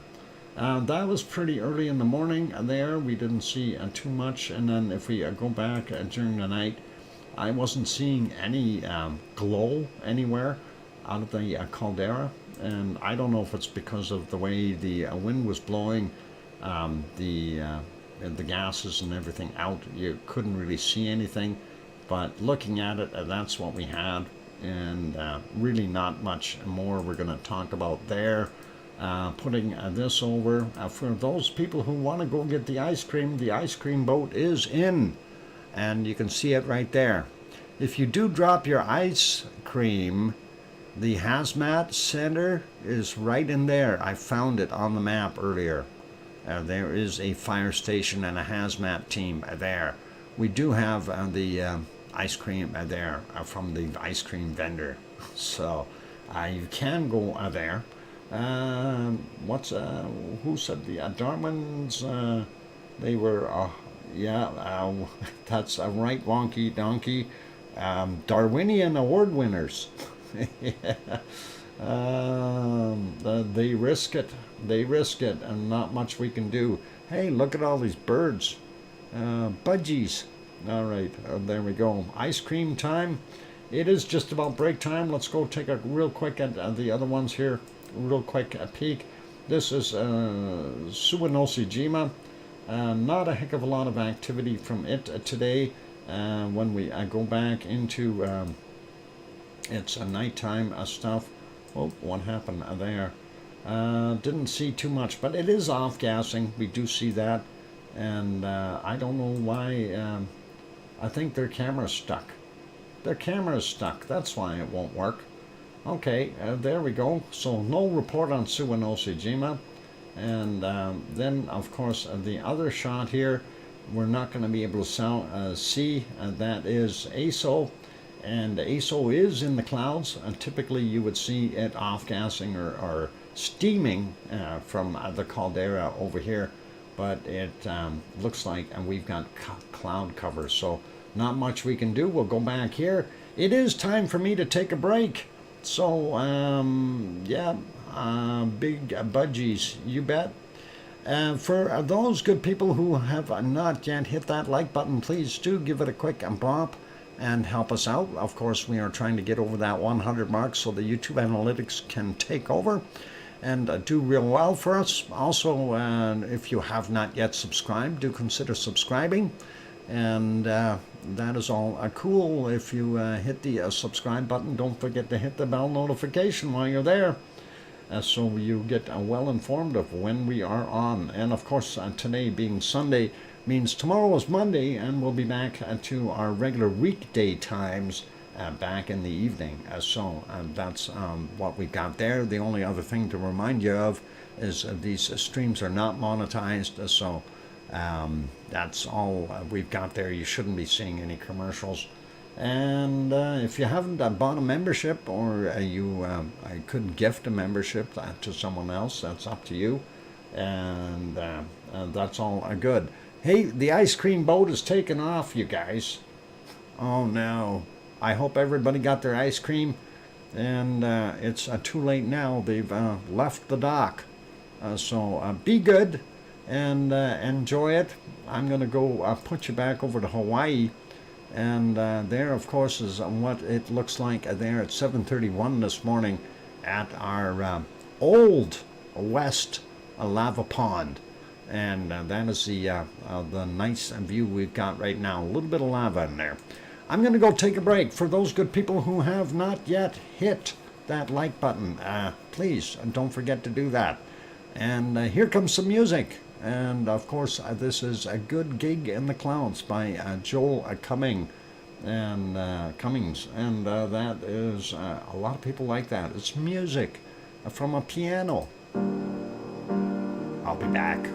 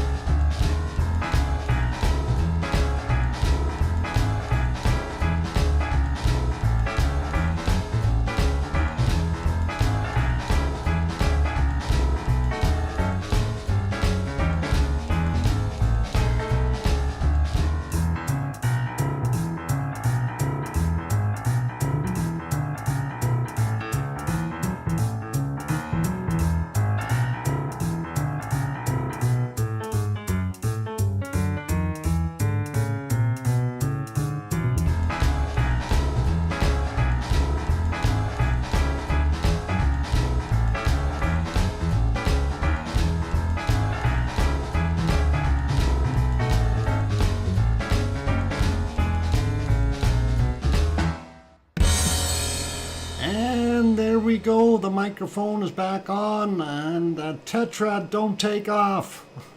Welcome back, everyone. Welcome back. I'm glad to have you all on board. Thanks, Cynthia and Mars and Albagirl and Sue Hayes. And welcome, Amelia. Glad to have you on board. And thanks, Leo and John and Kananaskis Country. Welcome aboard Tetra. And yeah, Tetra, we got your special page loaded up. And I know it's a day late, but here it is. So this is for you, Tetra. And happy birthday to you. And hope you have many more, and that should be good. So happy birthday, Tetra. Thanks, Wonky Donkey. Okay, it's okay. Thank you. Well, you got it. You got your own cake and everything. So we baked it fresh for you. Actually, Piggy baked that cake. It was pretty nice. And we got a bunch of candles up there, so hopefully you can blow all those out, and it'll be good. Big hugs. Thank you so much. You were welcome, Tetra. And I'm glad to have you here as one of our family members, the Lava family. So I know it's a day late, but still, happy birthday to you. And hopefully you will have many more of those wonderful birthdays.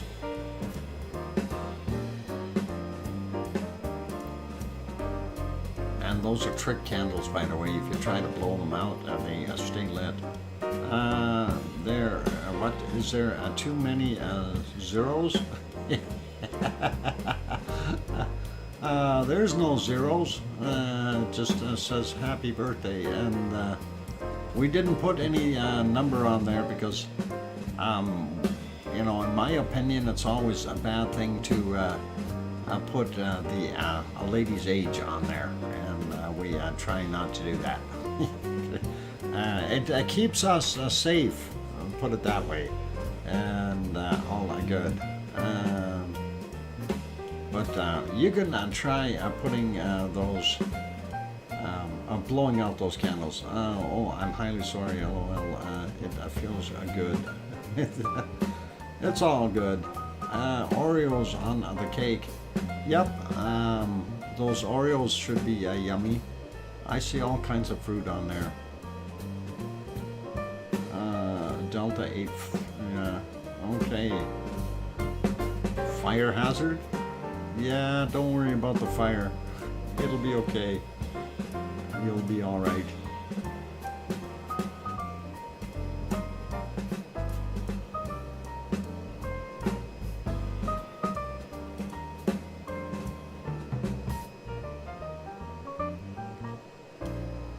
There you go, Tetra. And thanks for being part of our wonderful Lava family. And yeah, it's always nice to have someone in and joining us and doing their thing. So you are very welcome. Anyway, let's get on with the show. While we're looking at a screen that doesn't have so much goodness to it, I'm going to read our volcano report real quick from yesterday and today. So late Saturday, volcanic activity. We've got 6 volcanoes. Cotopaxi, ongoing volcanic ash emissions to 22,000 feet or 6,700 meters at 7:15 p.m. Sakurajima exploded to 8,000 feet or 2,400 meters at 7:30 in the evening. 5:30 in the evening, 17:30. And Shivelish, explosive activity continues. Ash plumes rose up to an estimated 14,000 feet or 4,300 meters, reported at 2,100. Fuego, ongoing volcanic ash emissions to 15,000 feet or 4,600 meters at 2,100 or 9 p.m. Sangay volcano down in Ecuador was possible ongoing volcanic ash emissions to 21,000 feet or 6,500 meters at 10:15 p.m. or 22:15 their time. Semeru reported volcanic ash emissions to 14,000 feet or 4,300 meters at 10:30 p.m. their time or 22:30. And that is for yesterday's stuff. For today, we had Reventator, new volcanic emissions to 16,000 feet or 4,900 meters from 30 minutes after midnight. And then sporadic emissions of volcanic ash at 11:30 just before lunch. Shivelish volcanic ash reported to 14,000 feet or 4,300 meters at 1:30 in the morning. Sabancaya sporadic volcanic ash emissions reported at 2 a.m. Intermittent emissions to 24,000 feet or 7,300 meters at 1400 or 2 p.m. their time. And Popocatépetl ongoing emissions to 20,000 feet or 6,100 meters. Not hard for that volcano to achieve that. Anyway, that was 2:15 in the morning, and the reason I say it's not hard to achieve it, it's 18,000 plus feet in height, so it doesn't have far to go up. Fuego ongoing volcanic ash emissions to 16,000 feet or 4,900 meters at 4 a.m. Cotopaxi volcanic ash seen in satellite to 23,000 feet or 7,000 meters at 4:45 a.m. And Sangay volcanic cat alert, and that is because of a volcanic ash seen in the satellite image to 23,000 feet or 7,000 meters at 6:45 a.m. And yeah, the alert level of the volcanic cat alert is basically the category has gone up. So if it was a yellow, it would have been moved up to orange there, Sue. Ongoing volcanic ash emissions to 22,000 feet or 6,700 meters at 12:45 p.m. And that's it for our volcano report that way. We see fog. Oh, you mean VOG? Not a fog. That's a VOG. It's a VOGgy condition. Let's get out of the VOG and go further on and see if we see anything better. There we go. Actually, let's take a quick peek and see what's live right now. This is the live shot. So it does have some smoke and VOG, but we do see some live lava still cooking in there. So we know this thing is continuing to fill with fresh lava. The one thing we don't see is the level rising, and that is something that I found a little interesting. That we have not seen the level rise. It's still well below that ridge going around. Oh, hang on, my hamster isn't on. Turn on the hamster there. So I was using this as my gauge in here, and we haven't seen it rise since this morning, and we'll keep an eye on that and see what happens if it goes up or down. Anyway, that is pretty much it for our volcanoes. The only other one we didn't really look at is Yellowstone, and we know it has a kind of a snowy, yucky day. We did see some buffalo earlier. I did put those on so you guys could see those, but they do have snow coming down, and Yellowstone National Park here in the United States. Well, not here, but down there in the United States. I'm to the north, about 800 miles. Out of the blast zone, so that's probably a good thing. Anyway, we do see that it's kind of looking wintry again, or still, and that is pretty okay there. Shoot, my caps went on again. Sorry. Yep. It happens there, Casey. No worries. I have a tendency to go missing sometimes. It'd be hard to keep up with me.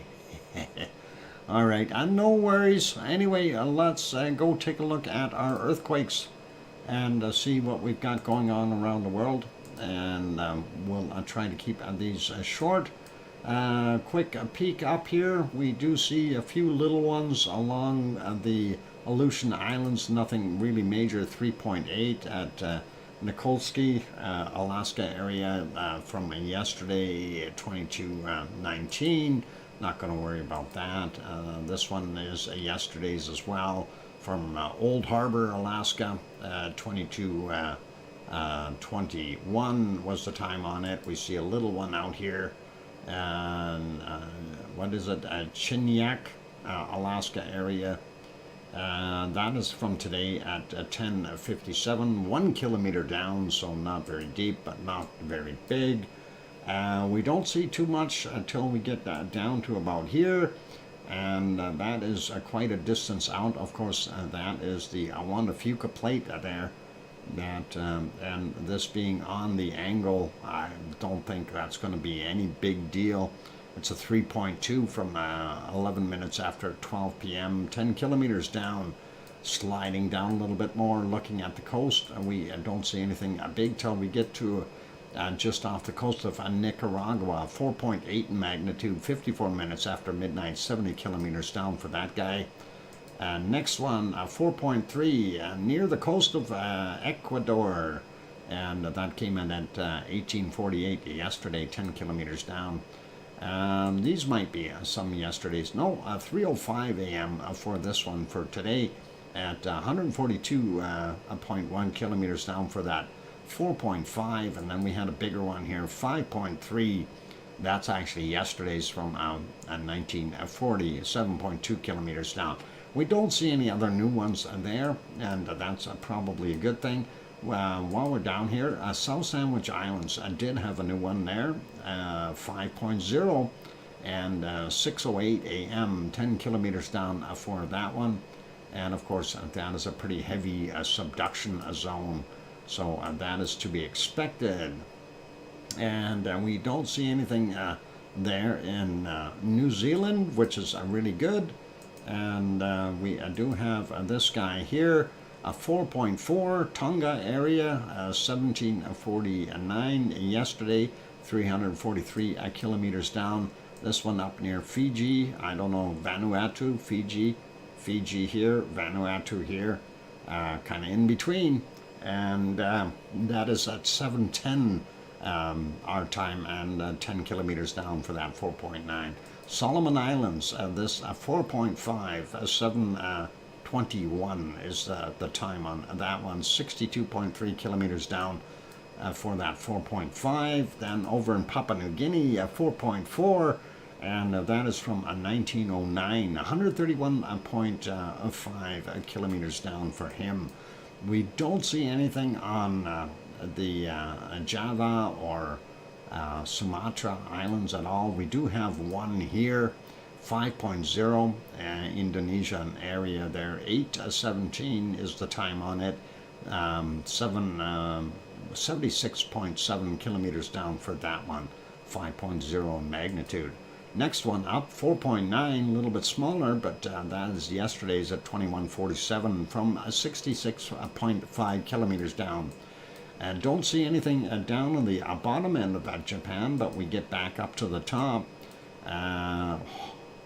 Hokkaido, if I said it right, Japan region, 11:55 our time, and 130.4 kilometers down for that 5.0. Then we've got this guy.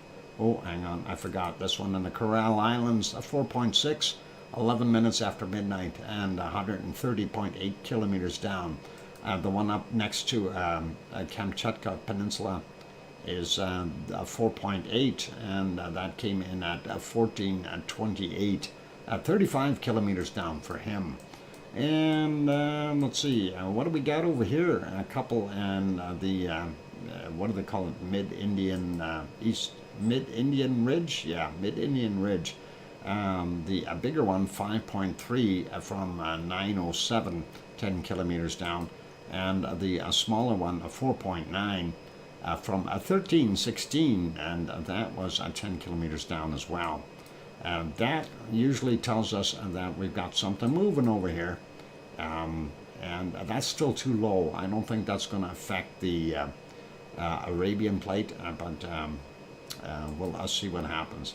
Remember, we had the quakes here. Now we got one over here, and that is 4.6 Dominican Republic, and that, of course, is yesterday's 2103, 14 kilometers down for him.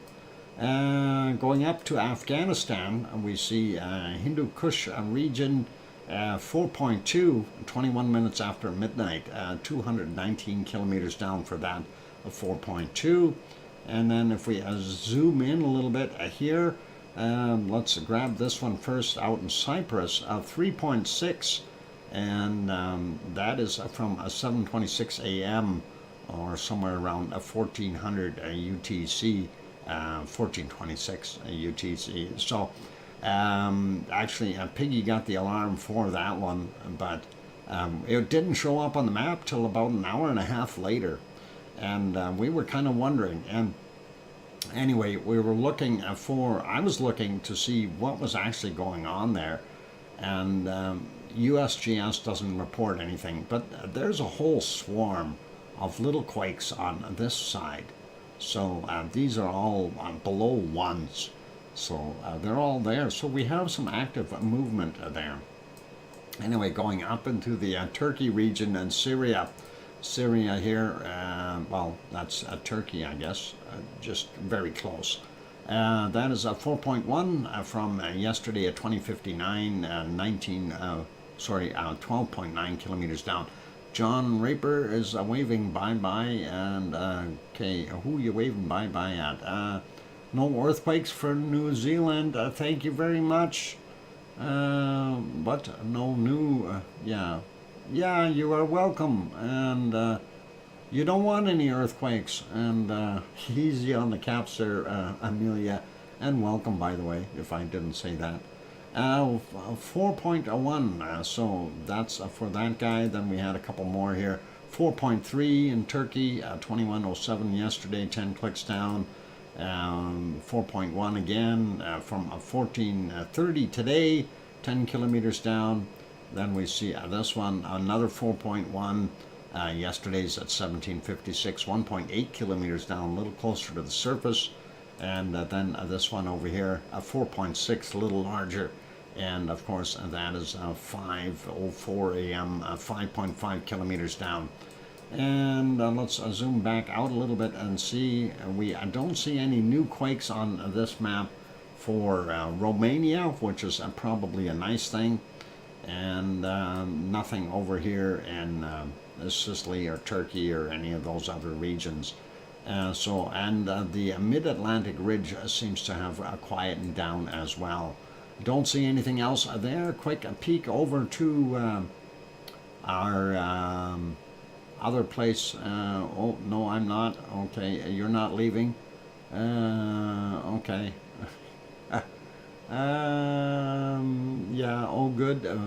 Way fewer quakes there. Yeah, it's one of those things. You don't like having all those quakes. We don't. Anyway, I'm refreshing that screen so we can see what's going on. And La Palma is, of course, our interest, but let's see what the flashing guy here is. 1.9 at 2220, and that is 1.9, 2220, 30 kilometers down. And that is out there in the middle of the water. And let's see what we've got on La Palma itself. For today, we do have one quake up just about on top of the ridge. It was a 1.8, 13 kilometers down from 1857. So that gives you a pretty good idea of what's going on there. And that's it for quakes today. And for us, I think, let me zoom out a whole bunch here and look. We don't see anything up in the top end. Nothing on the East Azores Ridge that we keep looking for. And this one we already seen, that was from the 16th, so I'm not going to worry about that 3.1. Okay, time for me to take another break. And Leo says, Pepsi time, Doc. I'm going to do that.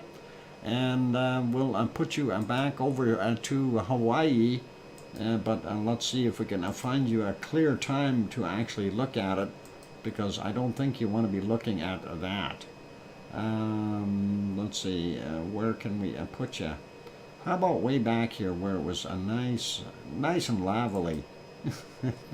How about way back there, 2:35 in the morning? That you can see. I like lava like that. It looks pretty. Okay, thank you everyone for hitting that like button and all that nice stuff. But if you haven't hit the like button yet, please do consider hitting the like, and that'd be awesome. Also, if you haven't subscribed to the channel, do consider subscribing. That would be great too. And what else we got? Yep, I see we've got no new members today yet. And so if anyone is wanting to be a member, you can always type in !join, and that'll bring up the link for your membership. And you can always join. And let's see what else we're going to throw in there for all those who didn't hear earlier. Please remember, Arizona Snowman is in the hospital. He checked in on his own while him and his wife are there. Oh, Sharon Stewart throws in a gift pack of 5 memberships. That is very kind of you, Sharon. My pen's not writing. There we go. Sharon Stewart. Very, very kind. I appreciate that, Sharon. Gifted a 5 pack of memberships. And Russell Brainerd got one. Colin got one. And I'm sure those others that are not members yet, click on that banner and make sure that if you see the button, turn on gift accept gift here. You can turn that on, and that'll help you out and get the gift. Welcome, Status Quo. And yeah, as I was saying, Arizona Snowman in the hospital, and of course with extremely high blood pressure. And we all know that your heart can't take being over 200 and some beats per minute. Let me see. I can't remember exactly what it was here, what his BP was, but I'm not a real doctor, so yeah, his BP was 217 over 142. And so 217 over 142, and I know that's ridiculously high. The 217 should never get that high, never. Basically, 200 is a crucial limit. So, yeah, I'm a Fox doctor. There you go. Thanks, Sharon, and thank you kindly for gifting the 5-pack of memberships. That is awesome. He had just gotten it down. Yes, that's the scary part. He had just finished kind of working on it and got it back under control, and now it's right back up again. So hopefully they can do something for him there at the hospital. And having that high of a heart rate, the blood pressure rate is just not good. Anyway, I'm going to go take that break, you guys. Don't go away, and I will be back in about 5 or 6 minutes. I keep smiling, play nice in the lava. Here comes some music, and I'll be back. Thanks.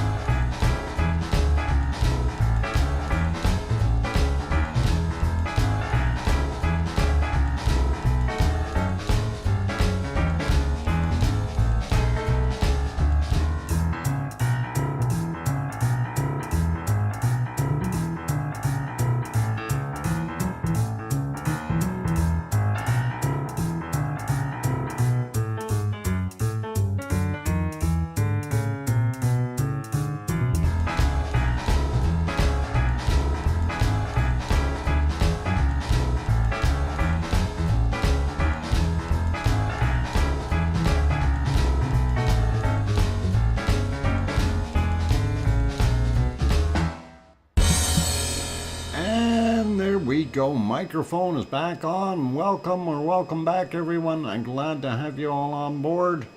And nice to see everyone still hanging in there. That is awesome. Thank you for the welcome backs from John Raper and Leo and Sue and Alba Girl and I hear you, DrFox2000 from Sharon Stewart. And by the way, thank you very kindly for gifting that 5-pack of memberships. I see 2 of them went, and we'll see what happens with our good old YouTube, and we'll see what goes from there. And I'm sure that Webb was supposed to be welcome back there, Sasha. It happens. You must be using auto incorrect. It works really well for me. Anyway, it is a time to go over and take a look at our, we went through our volcanoes, our earthquakes, and we will do our thing. We missed you, Dr. Fox2000. Cynthia, sorry that I was gone for so very long. And we'll continue on, and we'll take a look at our SO2 chart for today. I did just refresh this, so we'll kind of have a quick peek. We do see a pretty neat circulation here in the Pacific, and that is, of course, bringing some both a clean and SO2 into the North American area. With the help of what's coming out of Kamchatka and China. So that is kind of what we're seeing right over there. We'll take a look at some of this, of course, is coming actually out of Russia, and it is twirling around here, but we also have some that had come off from, we do believe, Kurimsky there on the Kamchatka Peninsula, and then this stuff up in the top here, of course, that would be from our Shivalesh and Bezimiani up in the top here. So I'm still thinking there might be more activity there, and not sure, but we might even be seeing a little bit coming out of Chikaratsky or Ibiko in here as well. You never know, that can be happening. Anyway, looking at North America, not bad today. We see most of British Columbia is clear. We do see some big open patches in the Yukon and Northwest Territories, and Nunavut, of course, and Alberta. Some patches there, not bad. Saskatchewan, of course, central region's getting a little bit more down in the south here, where Kananaskis country is at. It's fairly clear. Up on the top, it looks clear. Manitoba, top end, not bad.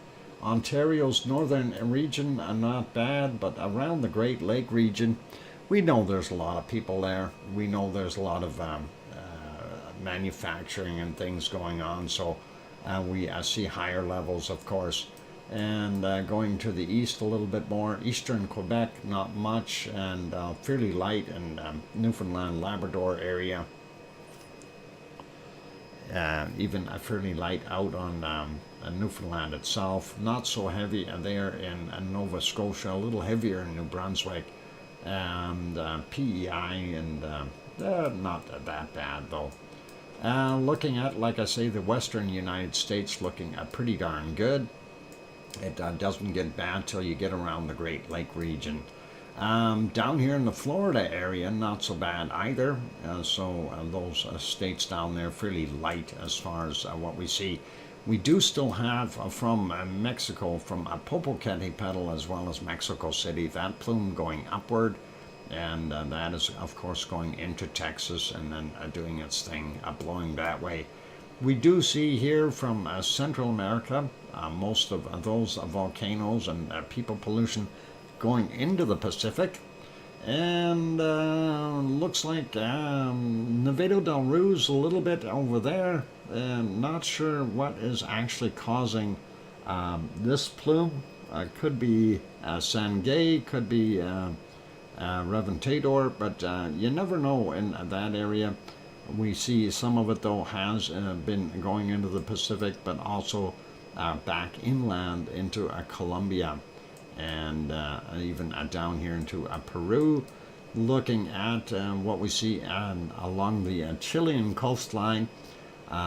Again, that's kind of a mixed bag between volcanoes and factories and things like that, but most of that is heading over into Argentina today.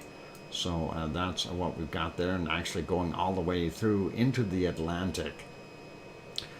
We do still see this remnant of a plume here. Not sure what that actually came from. I'm still suspecting that might have been from a microvolcano.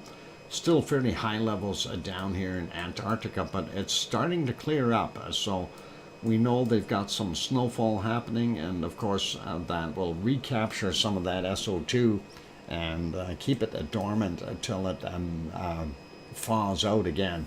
White Isle volcano, not too bad. I don't know about that Leo.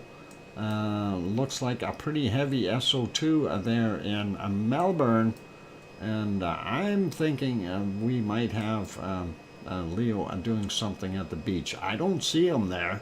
I don't see his tent. What's going on? Where's that Leo?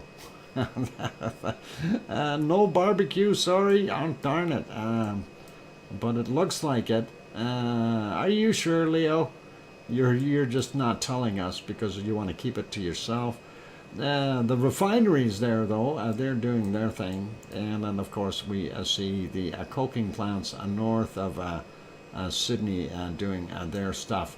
Sliding up a little bit more. Tofua up here in Tonga still doing its thing. And not so much coming from Yasur, but we still see a little bit coming from Aoba and possibly Agawa. And then we do have our buddies there in Papua New Guinea doing their thing.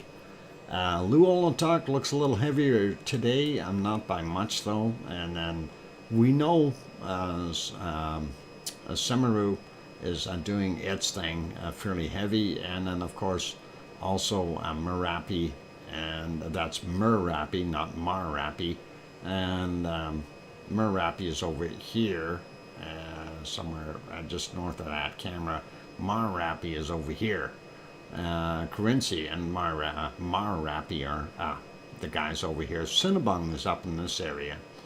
But anyway, East or Java has got a fair amount of SO2 coming from it. Ibu and Dakota over here still doing their thing, and that island area. And then we see the plumes here, kind of weird. It looks like Milan and Bulasan going out into the Pacific that way. And then most of everything that is coming from the populated areas, as well as Taal volcano is going south, southeast right now. And let's see, we have the ones out here, Japanese islands, and that'd be Iwo Jima out there, and who else is out there? I'm just trying to think real quick. We've got Ahai is out there, so that's possibly one of them that's off-gassing. Normal stuff from Taiwan. We see China's got its normal pollution. Zooming in here, we don't see as much coming from Suwanosi Jima, but we do see a little heavier area in here, and that is likely from Sakura Jima. And of course, the other one up here would be ASO. And we aren't seeing ASO. There's ASO right there, ASO volcano. And we do see a little bit of a heavier area there, so there's likely a little bit coming out, but not anything too heavy. Sliding up, most of Japan is okay. And of course, we already talked about what's coming off of our Kamchatka Peninsula, so I won't reiterate on that. Sliding over and looking, looks like Sri Lanka doesn't have anything, very, very little.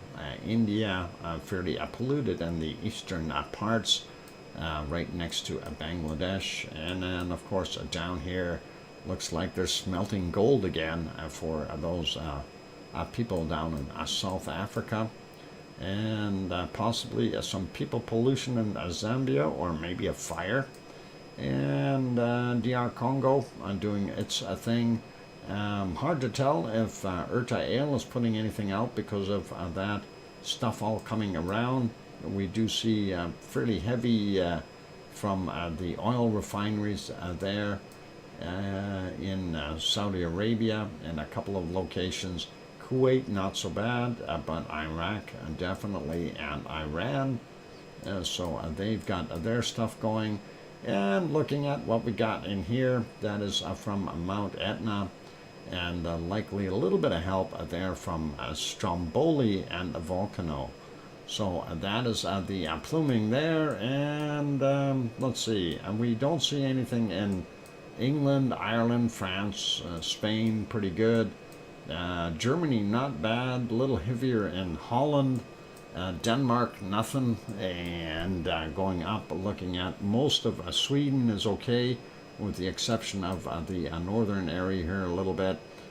Finland definitely got a little heavier there, and looks like Estonia and part of Russia and those areas. Lithuania looks clear, but north of that, they are definitely getting it. Latvia is kind of half covered. But yeah, Estonia is one of the areas. And of course, St. Petersburg has got all kinds of industrial stuff going on there. Norway, clean for the most part. And then Iceland is clean. We know this plume, though, that was sitting here yesterday. So that somehow, some way came from North America. We won't blame that on some new continent popping out there. That is our SO2 report for today. Let's bring up a brand new fresh weather map, and we'll start in on that. Looking at what we see in North America, we can see the cold area up top. Not bad there. When we look on the west coast of Canada, we see Vancouver at about 6 right now. About 5 or 6 over there on the rock where Bob lives. And then of course we go and take a look at Edmonton, saying -3 right now. It was actually a little warmer than -3, but it could be getting back down there. And as we zoom in here, we'll find that wonderful swift current, -2, so they are getting about the same temperature that we are here. But you look, you can see that cutoff there. As soon as you get into Regina, we do see a -9, -10. Winnipeg, about a -19, that is not so good. And Judy is over here, and she'll be having about -18, -19 as well. We see Northern Ontario, not so darn good. And then we go into Toronto. Toronto coming in at 3 degrees. We got 7 in Detroit. Chicago, home of Tom and Pepper, about 7 degrees there as well. So even Henry would be in the middle here somewhere. Not bad for those guys.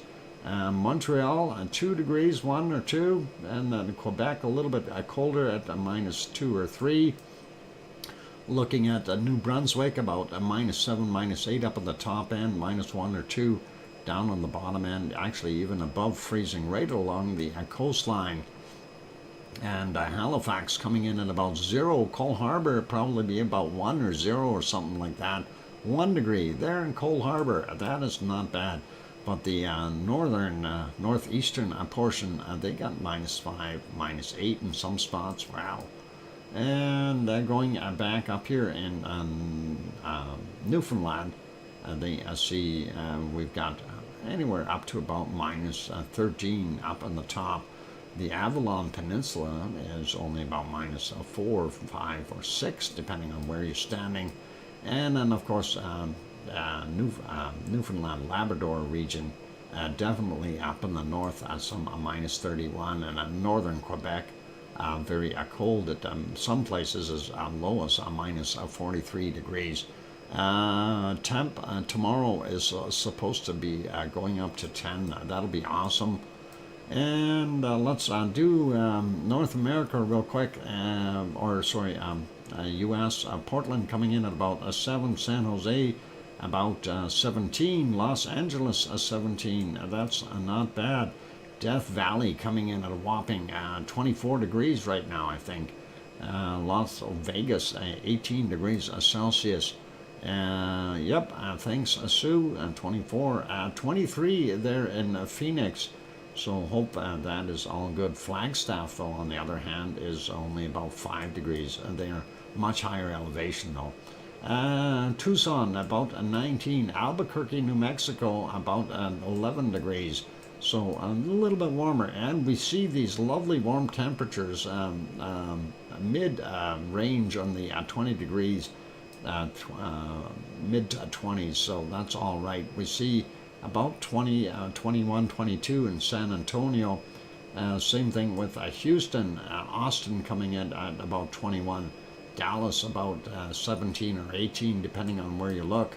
Oklahoma City about 16, so a little bit better than what they had yesterday. 16 in Little Rock, Arkansas. New Orleans about 17 degrees. That high sitting there is going to keep them a little bit warmer for a little while, which is really good. Tallahassee 18 degrees. Jacksonville about 18 or 19. Miami down here 25 right now. That's awesome. 14 in Atlanta. That's not so bad. Charlotte, North Carolina, about 9 or 10 degrees. Grandma B's house will be about 11 degrees right there. And then we've got Virginia Beach coming in at 9.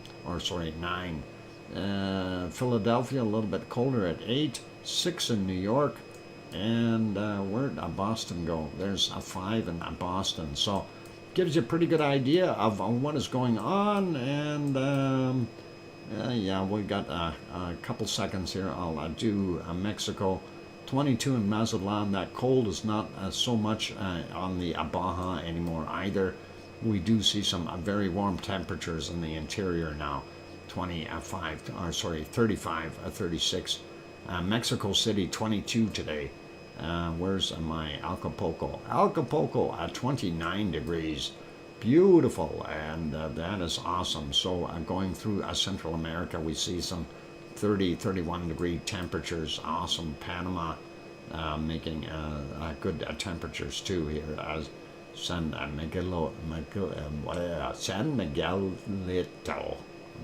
Miguelito at 26 degrees. Gonna stop right there. It is time for me to take a quick break, guys, and then we'll do South America and the rest of the planet.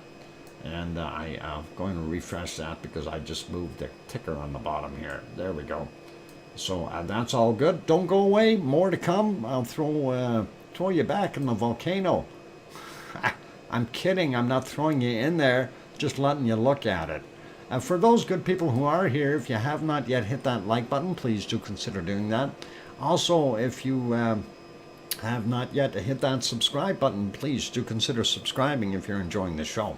Also, for those who have not been here before, we do the weather at the end of the show typically. So, and I take a few breaks. I have to, otherwise I'll go really crazy and won't be able to talk. So on that note, I'm your host, DrFox2000 here in Edmonton, Alberta, Canada. I'll be back in about 5 or 6 or 7 minutes, and play nice in the lava, and I'll be back. Thanks.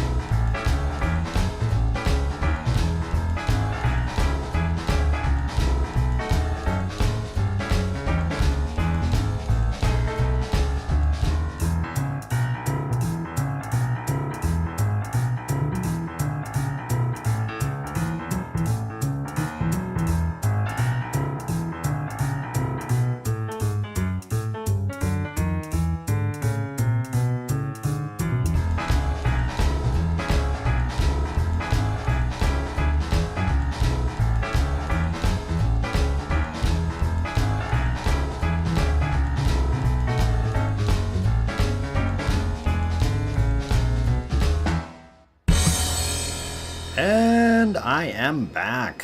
This is your host, DrFox2000, and you're watching VolcanoX live stream. Thank you everyone for sticking around, and thank you for the welcome backs from Leo and John and Sue and Mars. And I hear you, DrFox2000, from Sharon Stewart. And thanks, Henry, as well. I appreciate that. Okay, let's carry on with our weather report real quick, and then we'll get to precipitation and all of those good things. And thank you, OneFish26. Glad to have you on board. Anyway, there we are. We went through everything up to South America, so just a quick peek here. Looks like about normal temperatures there in Colombia. It doesn't really change much there. Same thing with Venezuela, and the top end of, you can see where the mountains are. It's all that green stuff, the highlands. But Peru and Ecuador are still holding the same temperatures. I don't think it's quite as hot there in Brazil today as it was yesterday, but hey, that's okay. We see about 23 degrees there in Rio de Janeiro, Sao Paulo, about 18 degrees. We don't see those extreme highs there in Bolivia or Paraguay. Looks like where this low is located, that's about the warmest we see in Argentina right now. And that's not so bad though. We do see 21 there in our Buenos Aires, and Paysandú, in case Irish Monk is watching, is 20 degrees, or maybe the Monkus is watching. But that is what we've got there. And looks like that heat did kind of make it down most of the way, but we do see the chilly stuff from Chile coming back through. Let's go over to New Zealand and look at that. What a beautiful summer day for those guys. 23 or thereabouts in Christchurch, and 23, 24 in most of the southern portions of the island. Some places as high as 25 or 6 maybe even in some isolated spots. The western side though looks a little cooler on the southern half of it, on the South Island. And northern end though looks beautiful temperature wise, and about 21 in Wellington, and that is pretty awesome. 22 there in Taupo. Thank you Leo for bringing that up. And Auckland up in the northern area here, 23 degrees, and the peninsula up top there anywhere from about 21 up to about 24 degrees. So that high keeping them nice and toasty. Real quick, down here at Tasmania, we do see this nasty high over here bringing up some of that colder air, and that is keeping the southwest a little cooler. Hobart about 15 degrees, that's not so bad, but what is it, Launceston, if I said it right, 21 degrees there. And Leo's house, Leo has got 22 degrees. I don't know, it says 20 here, but he's got a barbecue going, so maybe that's why it's 22, and he doesn't want to admit that though. About 26 over there in Adelaide, and we got 26 in Sydney as well, and Brisbane coming in at 27, home of Oz and the other Tom, so that is pretty good. And now we don't see those really big, heavy, scorchy temperatures in the outback, which is really nice. About 36 is the highest I see out there, and that's not too bad. Leo's just being greedy. He doesn't want to let us see his barbecue. He's got something good cooking there. It's just, you know, I don't believe the guy when he says he doesn't have a barbecue going. Anyway, we do see about 28, 29 in Fiji again, 28, 27 in Vanuatu area, 26, 27 in New Caledonia, pretty much normal temperatures. A little cooler in the southern portions here of the island here on Papua New Guinea, but not by much, probably a little more enjoyable. They've got a high sitting on top of them. That'll help them out. Eastern areas of Indonesia, fairly warm, 27, 28 for the most part. Java a little bit cooler today, and we don't see too much, anywhere from about 21 to about 27 degrees depending on where you are. Sumatra about the same, maybe not quite up as a high in temperature, but pretty close. It says 23 there on the map. I don't know, 23 looks like more like about 25, 26 from what Sue brought up. And thank you, Sue. And of course, Manila hitting about 27 there in the Philippines, sliding up and taking a look at Japan, Kagoshima, just across from us, Sakurajima, only about 9 degrees right now, but hey, that's better than being -9. And we see Tokyo coming in at about 8 up in the northern portion, so they've got some below freezing temperatures once again. Sapporo coming in at -3, that's not that bad for them. And we see all the way down to -31 on the Kamchatka Peninsula. That little low not doing as much as that bigger one was. So things have changed there temperature-wise. Sri Lanka, pretty normal from what we see, maybe just a tad low as far as temperature, not quite reaching the 25 degrees. And let's see, and looks like Delhi sitting at 16, 17. That's a little bit more comfortable for them.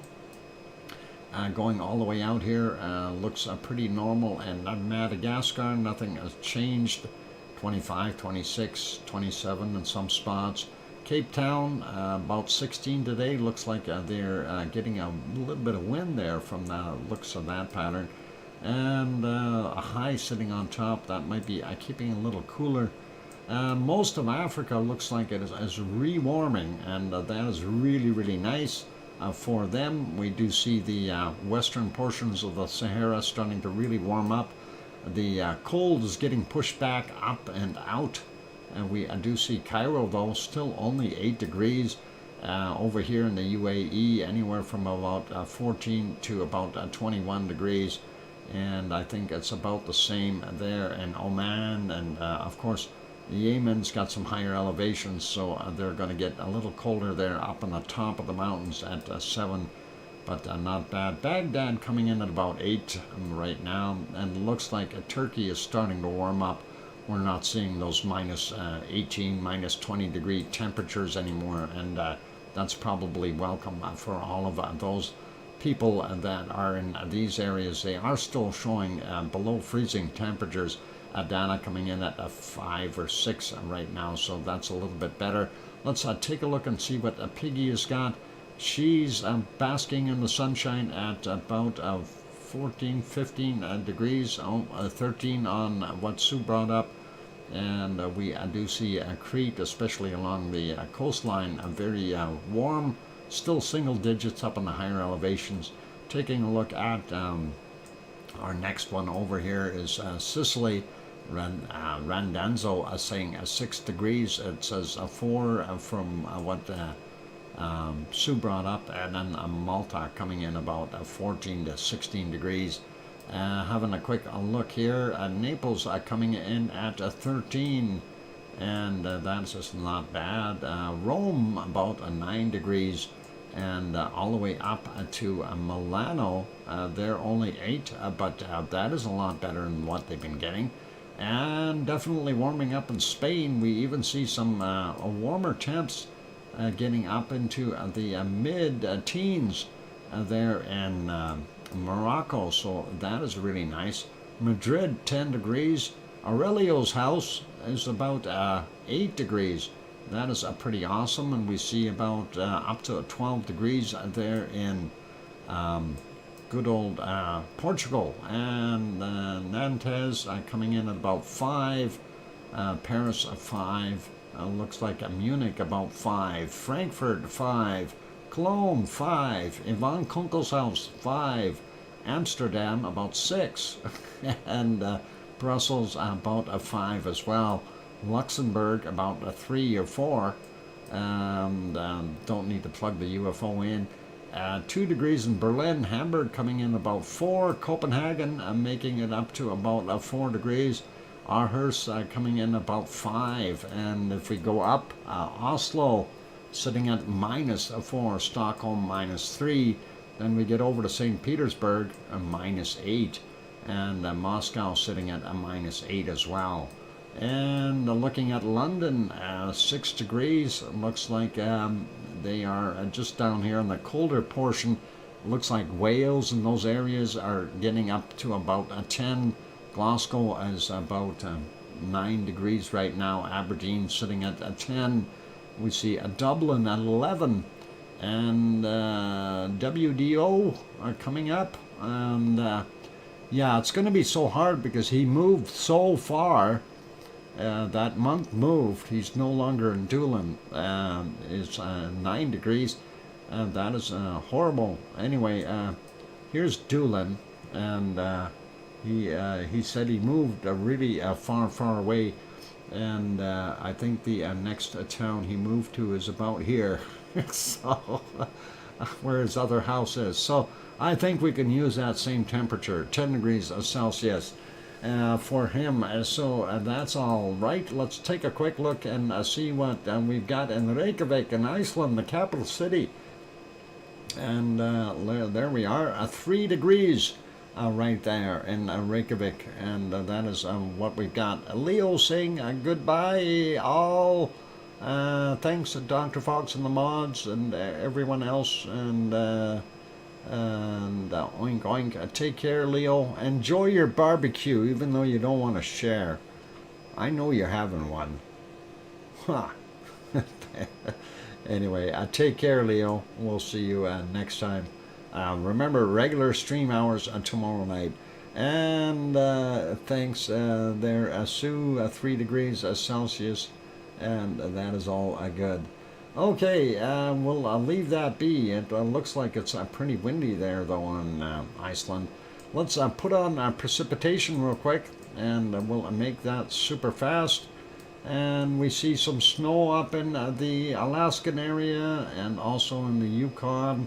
And British Columbia has got some variable weather. We see from about Washington State on up to the panhandle of Alaska. Some rain and snow mix throughout, some snow in the interior of British Columbia, some snow in the interior of Alberta and Saskatchewan, and but the northern portions are clear because they're cold. The high sitting in Winnipeg, keeping them cold but dry. And we see here around Lake Superior some snow, lake effect snow, and that is going up all the way into Quebec. Where that low is sitting, of course, and it doesn't look too bad along the St. Lawrence Seaway, and no snow for Sue out there right now. And then we see Newfoundland, not bad. Most of Newfoundland, Labrador, okay as well. A little bit of ice rain here in Idaho and Montana, and maybe the interior of Washington, just a couple of spots, nothing too serious. Very little tiny systems throughout. Wyoming's got a little bit of snow, and we are seeing a high temperature or a high sitting there in New Mexico, and a little bit into Mexico itself, as well as Arizona. Nothing too big though, no real storms of any type. The high sitting here, circulating this way, pushing warm air up. That's what they want to see.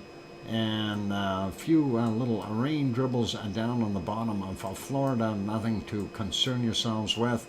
And dry along the eastern seaboard. Everybody's got a good day there. Central America, well, not Costa Rica. Yeah, maybe a little bit in Costa Rica. No, that's mostly Panama. The rainforest in Brazil getting it. It looks like Bolivia is actually pretty dry. A little bit in Paraguay, but looks like Rio de Janeiro might be getting a few showers. A few spots there in Argentina, nothing to speak of.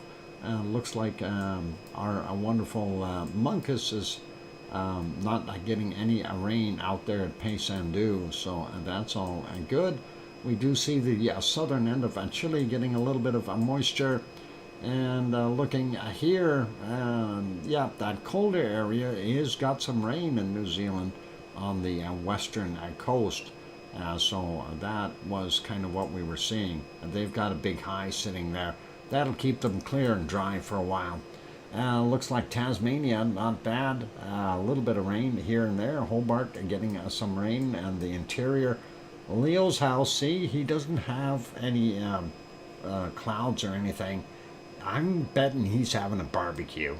He just doesn't want to admit it. Anyway, it looks pretty dry in the southeast. A little bit of stuff along the eastern coast to the northeast. A few spots out in the southwest, but Perth was dry. Most of the interior is dry. Up in the northern area, though, stormy stuff. Fiji has got that low sitting there. They're probably getting some thunderstorms. Vanuatu as well. And Papua New Guinea, storms and stuff going through there. And eastern Indonesia. All of Indonesia. Never mind just eastern. And Malaysia. And a nasty 99W sitting just off the shore of our wonderful Philippines. So they are getting some heavy rains there. And looking at, we got a big system out in the ocean. That's okay. It can go that way. Looks like that cold air is trying to blow back over from the Russian and Chinese side and get back into Japan. We do see some snow along the interior there and the northern end of Japan. Not so bad though. And Kamchatka Peninsula, a little bit of snow and not too bad as far as precipitation is concerned. Looks like Sri Lanka is surrounded by some stormy stuff. They may get some rain there. We still see that Freddy over here. That Freddy was all the way over here. He's really made its way over. And he may give Madagascar a little bit of a blast here if it keeps going the way he is. And South African areas, some rain in the interior, nothing overly major. It looks like it's rainy season almost over. We do see the Sahara is dry, and most of everywhere here, Iran, Iraq, Saudi Arabia, Yemen, and Oman, and UAE, everybody's dry. Turkey, no snow, looks like it's drying out there as well. Very little rain there for, well, no rain for Piggy. We see that. And then we don't see anything in Sicily, a little bit along the coastline of Italy, and nothing to worry about. Some fog there. A little bit of rain in Portugal, and a little bit there in the interior of Spain, but nothing major. France looks pretty clear. Few isolated rain areas there in Germany, and it looks like they're getting heavy rain there in Denmark, so not good for them. England and Ireland are pretty good. Up here in Scotland, the northern areas, a little bit of rain, and of course Norway getting nailed again. Still, and up all the way, pretty much all the way up to the very north of it. Finland and the northern areas, and Sweden as well. So not so bad. And yep, don't go to Iceland right now. It doesn't look good weather-wise. Lots of snow and rain and stuff. So there you go. Hey, Mark, welcome. Sorry to hear about Snowman. A lesson to all of us, don't stand close to lava. Yeah, well, he didn't stand close to lava, but it is still one of those things, and I hope Arizona Snowman is okay. You know, he used to be a welder and doing welding work, and a lot of that back in the day, they didn't wear proper protective equipment, and that can be part of what caused all of his issues. Anyway, we do see that a central storm that I always talk about. We've got that going all the way across the planet, and that is rebuilding itself fairly nicely. And as I was mentioning, most of our La Nina is starting to break up. We are not seeing as much of the cold pushing up. It is still, that high is still pushing some of that colder air up, and of course that cold air pushing in it is, instead of making it all the way over to the Philippines now, it's starting to break up in this region. So that is telling us we're getting a change of season for sure. Anyway, yeah, Mark, good to see you on board anyway. I'm glad to have you here. And let's get to our final thing, and that's hunting for the cold temperatures. Sue, are you ready? Did you get your cold temps figured out? Because I know you're going to beat me no matter what. You already had a chance to look, and I didn't. Minus 43. Let's see, can we find our colder stuff? Minus 44, minus 45. Let's see if we can find a minus 46, 44, 45. And hunting. Oh, hang on. Did I just see a minus 46 in here? I gotta zoom in a little bit. There's gotta be a minus 46. There's gotta be. Oh, come on. Show me a minus 46. Oh, 44. I don't want it to change to 44. I wanted to go 46, not 45. 44, 45. Oh, 44, 45. I'll find you. You're in here somewhere. I gotta beat her one day. I think I've only ever beat her once or twice out of all the times we've done this. Okay, I'm going to have to live with minus 45 degrees. So that will be what I see there, minus 45 degrees. And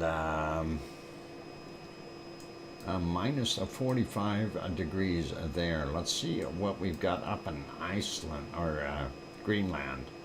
Greenland looks warm today. Going up, looking cold. Where's my cold? We're barely hitting minus 40 up here. What about, oh, there's a minus 40, minus 42.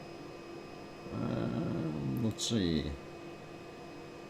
Minus 42, minus 43, minus 46. Hey, I'm on to something. I could maybe beat her. Minus 44. Where did that go? Minus 46. 48. There we go. Minus 48. I just about... Oh, minus 49. Come on, minus 50. Where are you? Minus 49. Up in the northern portions here. Oh boy. Find me a cold mountain. I need a cold mountain fix. Up on top of a mountain. Do they have any mountains there? Yeah, maybe up here. No, that ain't gonna work. 47, no. 41, 42. So minus 49 so far for the cold. Yep, I think I'm going to have to live with that, minus 49, and I don't think there's anything colder. There's the 48, there's the 49 right there. You couldn't find minus 50 in Greenland? Well, I found minus 49. That's all I got, so let's see what we can find. Maybe a minus 60 in the Arctic, and that'll be good. Minus 44, that's a pretty normal. What about over here? Minus 45. Let's see, a minus 47. Let's find the cold places. Minus 47. Minus 47. I need minus 48. What about over here? 30s and minus 42. No, minus 43. 44. What about in that area? Minus 45. Don't see nothing cold there. What about these secret places over here? Minus 44. 45. 44. Nope, nope, nope. 44. 46. 47. 48. And there's a minus 48.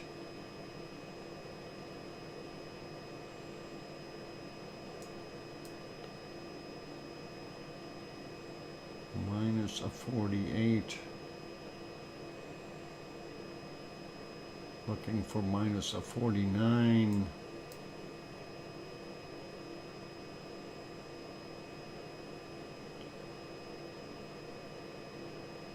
I want minus 50.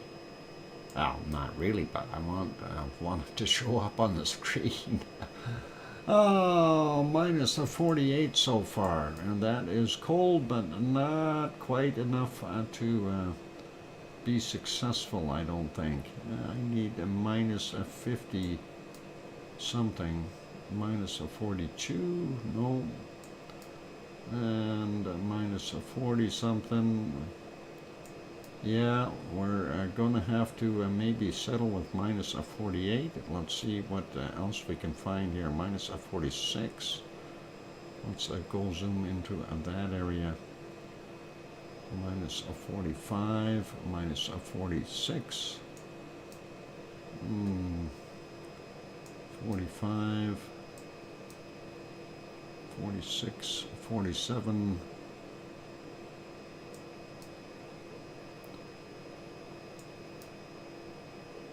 48, minus 48 right there. And do we have anything colder? Sometimes it gets colder up in here. No, it looks warmer there. Be over here maybe.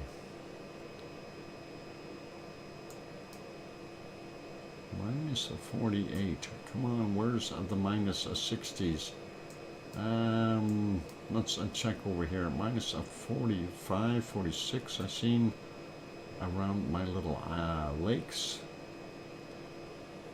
44, no, warming up. 43, 45. So minus 48 is all I've got so far. We'll have to see if we can find something just a tad colder. 40s, 30s, no, definitely not in the 30s. Tropical, those polar bears be trading in their winter furs already.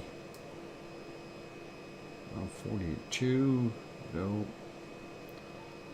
What about going way up north? Let's find some isolated spots here. Nope, 36, that ain't gonna work. 39, nope, nope, nope. 44. No, I gotta find it. It's gotta be in here somewhere. There's a minus 47. I gotta find them point. Oh, there's another minus 47. Right there. 47. 48.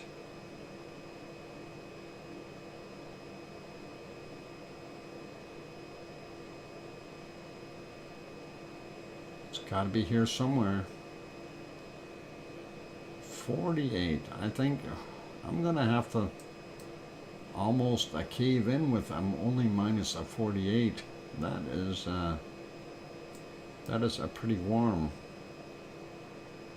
45, 46 I seen there. No. 48 right in there.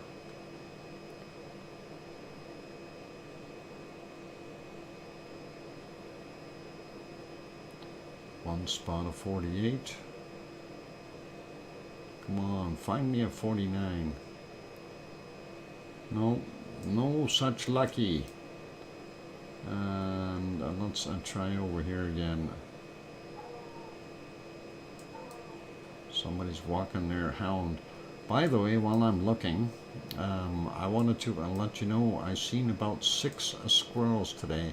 They were running around all over the place here, and they look like younger squirrels. And I tried to get them to come and eat a cookie, but the one ran up the tree right towards me and sat there and looked at me, and I held a cookie up, and he didn't go for it. He went back into the tree a little bit more and sounded the alarm, saying, "There's a bald guy here with a cookie," and none of the other ones came. So I thought that was pretty good. And yeah, so let's leave it as that, minus a 48. I am just not finding anything else colder there. So a minus a 48 degrees there in the Canadian Arctic. Who was looking for stuff in Alaska? Alaska is not that cold right now.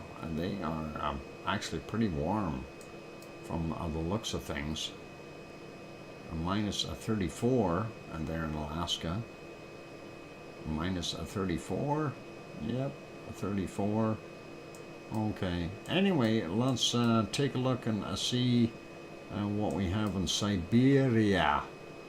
And that is what we can look for. So Siberia will be there's a minus a 47 already.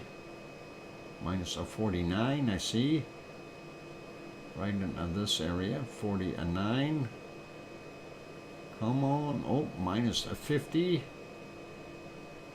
We've got a minus a 50 in Siberia. Minus a 50, 47. This high is where I want to be looking.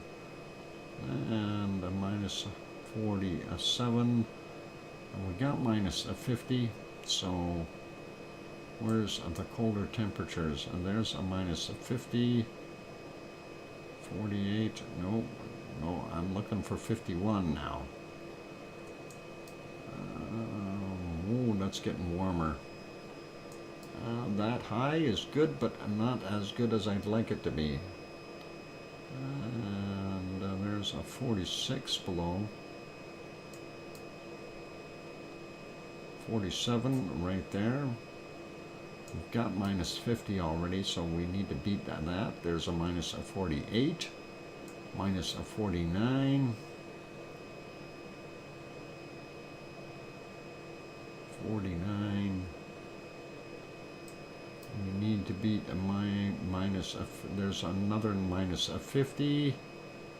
We're on the right track. Minus a 50. I'm following the cold up here. There's a minus a 50. Oh, is it warming up again? All these little lakes up here. Yep, a minus a 50 so far. So, where else can we peek? I need to zoom out and just look. There was a minus a 49 right in here somewhere. There's a minus a 50. Minus a 52. There we go. Now we're cooking. Or freezing. Minus 53.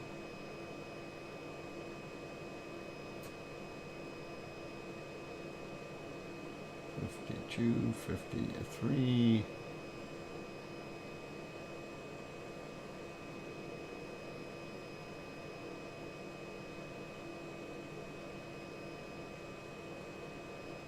Okay, minus 53 so far in there in Siberia.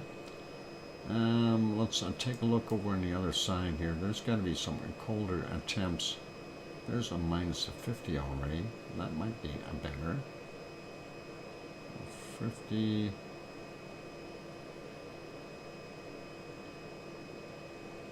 Oh, 50, a minus 51 there. Let's see. We've got minus 53 already, so we'll see what we're gonna do here. That looks like it's warmer. 47, nope. Okay, what about this? No, that's really tropical already. Oh, I seen another minus 51, 52 right there. We got minus 53 already. There's some, oh, there we go. Minus 55. Minus 55. And do we have a minus 56?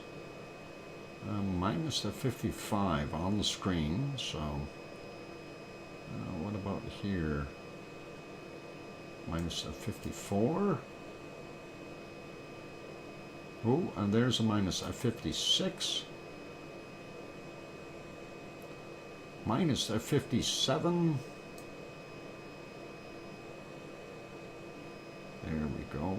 Minus 57 on the screen. And let's see. Do we have a minus 58? Minus 57 for sure. I need a minus 58. There's a 56 again. 55, 54.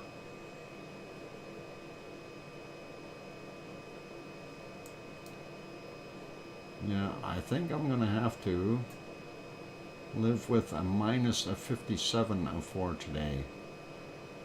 Okay, that's it. Minus 57 is all I can muster up. So let's see how we did. Minus 57 degrees Celsius there in Antarctica.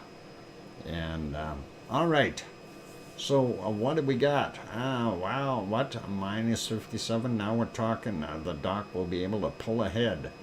It's going to be close. Tie game. Phooey. Sue found minus 56 in Antarctica. And where did she whoop me?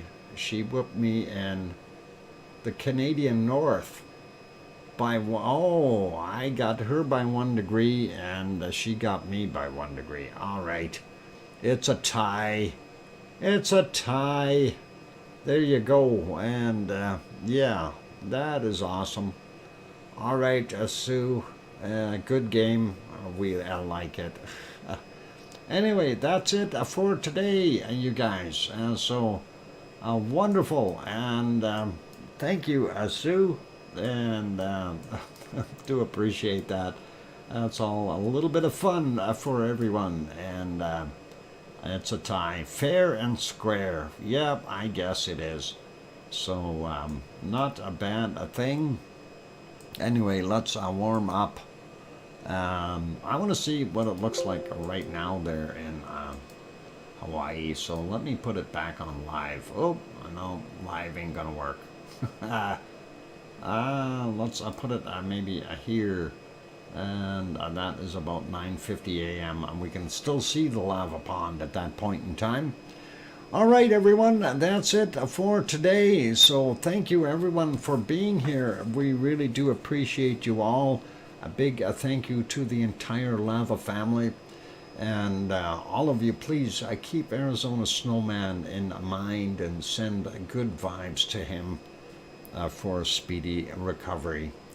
And hope everything is good with him in a day or two, and he can get back to a normal life. Thank you, everyone, for being here, the entire lava family. We appreciate all of you. Didn't get any super chats today, just have the one a gifting pack of 5 memberships from Sharon Stewart, and I see 2 of those were given out, so thank you very kindly, Sharon, for doing that, and really appreciate it. And I want to say thank you to all of you in here, and whether you're a member or non-member, it doesn't matter, you're still part of our wonderful Lava family. So thank you everyone for being here. Be good and take care of yourselves, and always fun is the way I gotta look at it. And I try to keep the stream in a happy sense and a happy light. And please take care of yourselves and everything. And remember, tomorrow's Monday, so stream back to normal weekday times. And on those notes, it's time to wrap it up. So a big thank you to our moderators. Stay safe, Arizona Snowman. Thank you to Piggy and C&D Boy and Gary 24/7 Live, AZ Skies, as well as Joseph Fields, Texas, and Lucas Snow. And thanks, moderators. I do appreciate your wonderful help. And also a big thank you to Sharon for the super chatting, or sorry, for the gifting, I mean. And also a big thank you to Sue for providing the reports and stuff. That is always awesome. Thank you, Sue. And on those friendly notes, the only other thing to say is please, everyone, take care of yourselves, whether it's an evening or a morning or a day or afternoon for you. Please make sure you tell your loved ones that you love them tonight, for tomorrow is never promised. I'm your host, DrFox2000, here in Edmonton, Alberta, Canada. Take care, everyone. Be good and stay kind. And oink oink. Good night.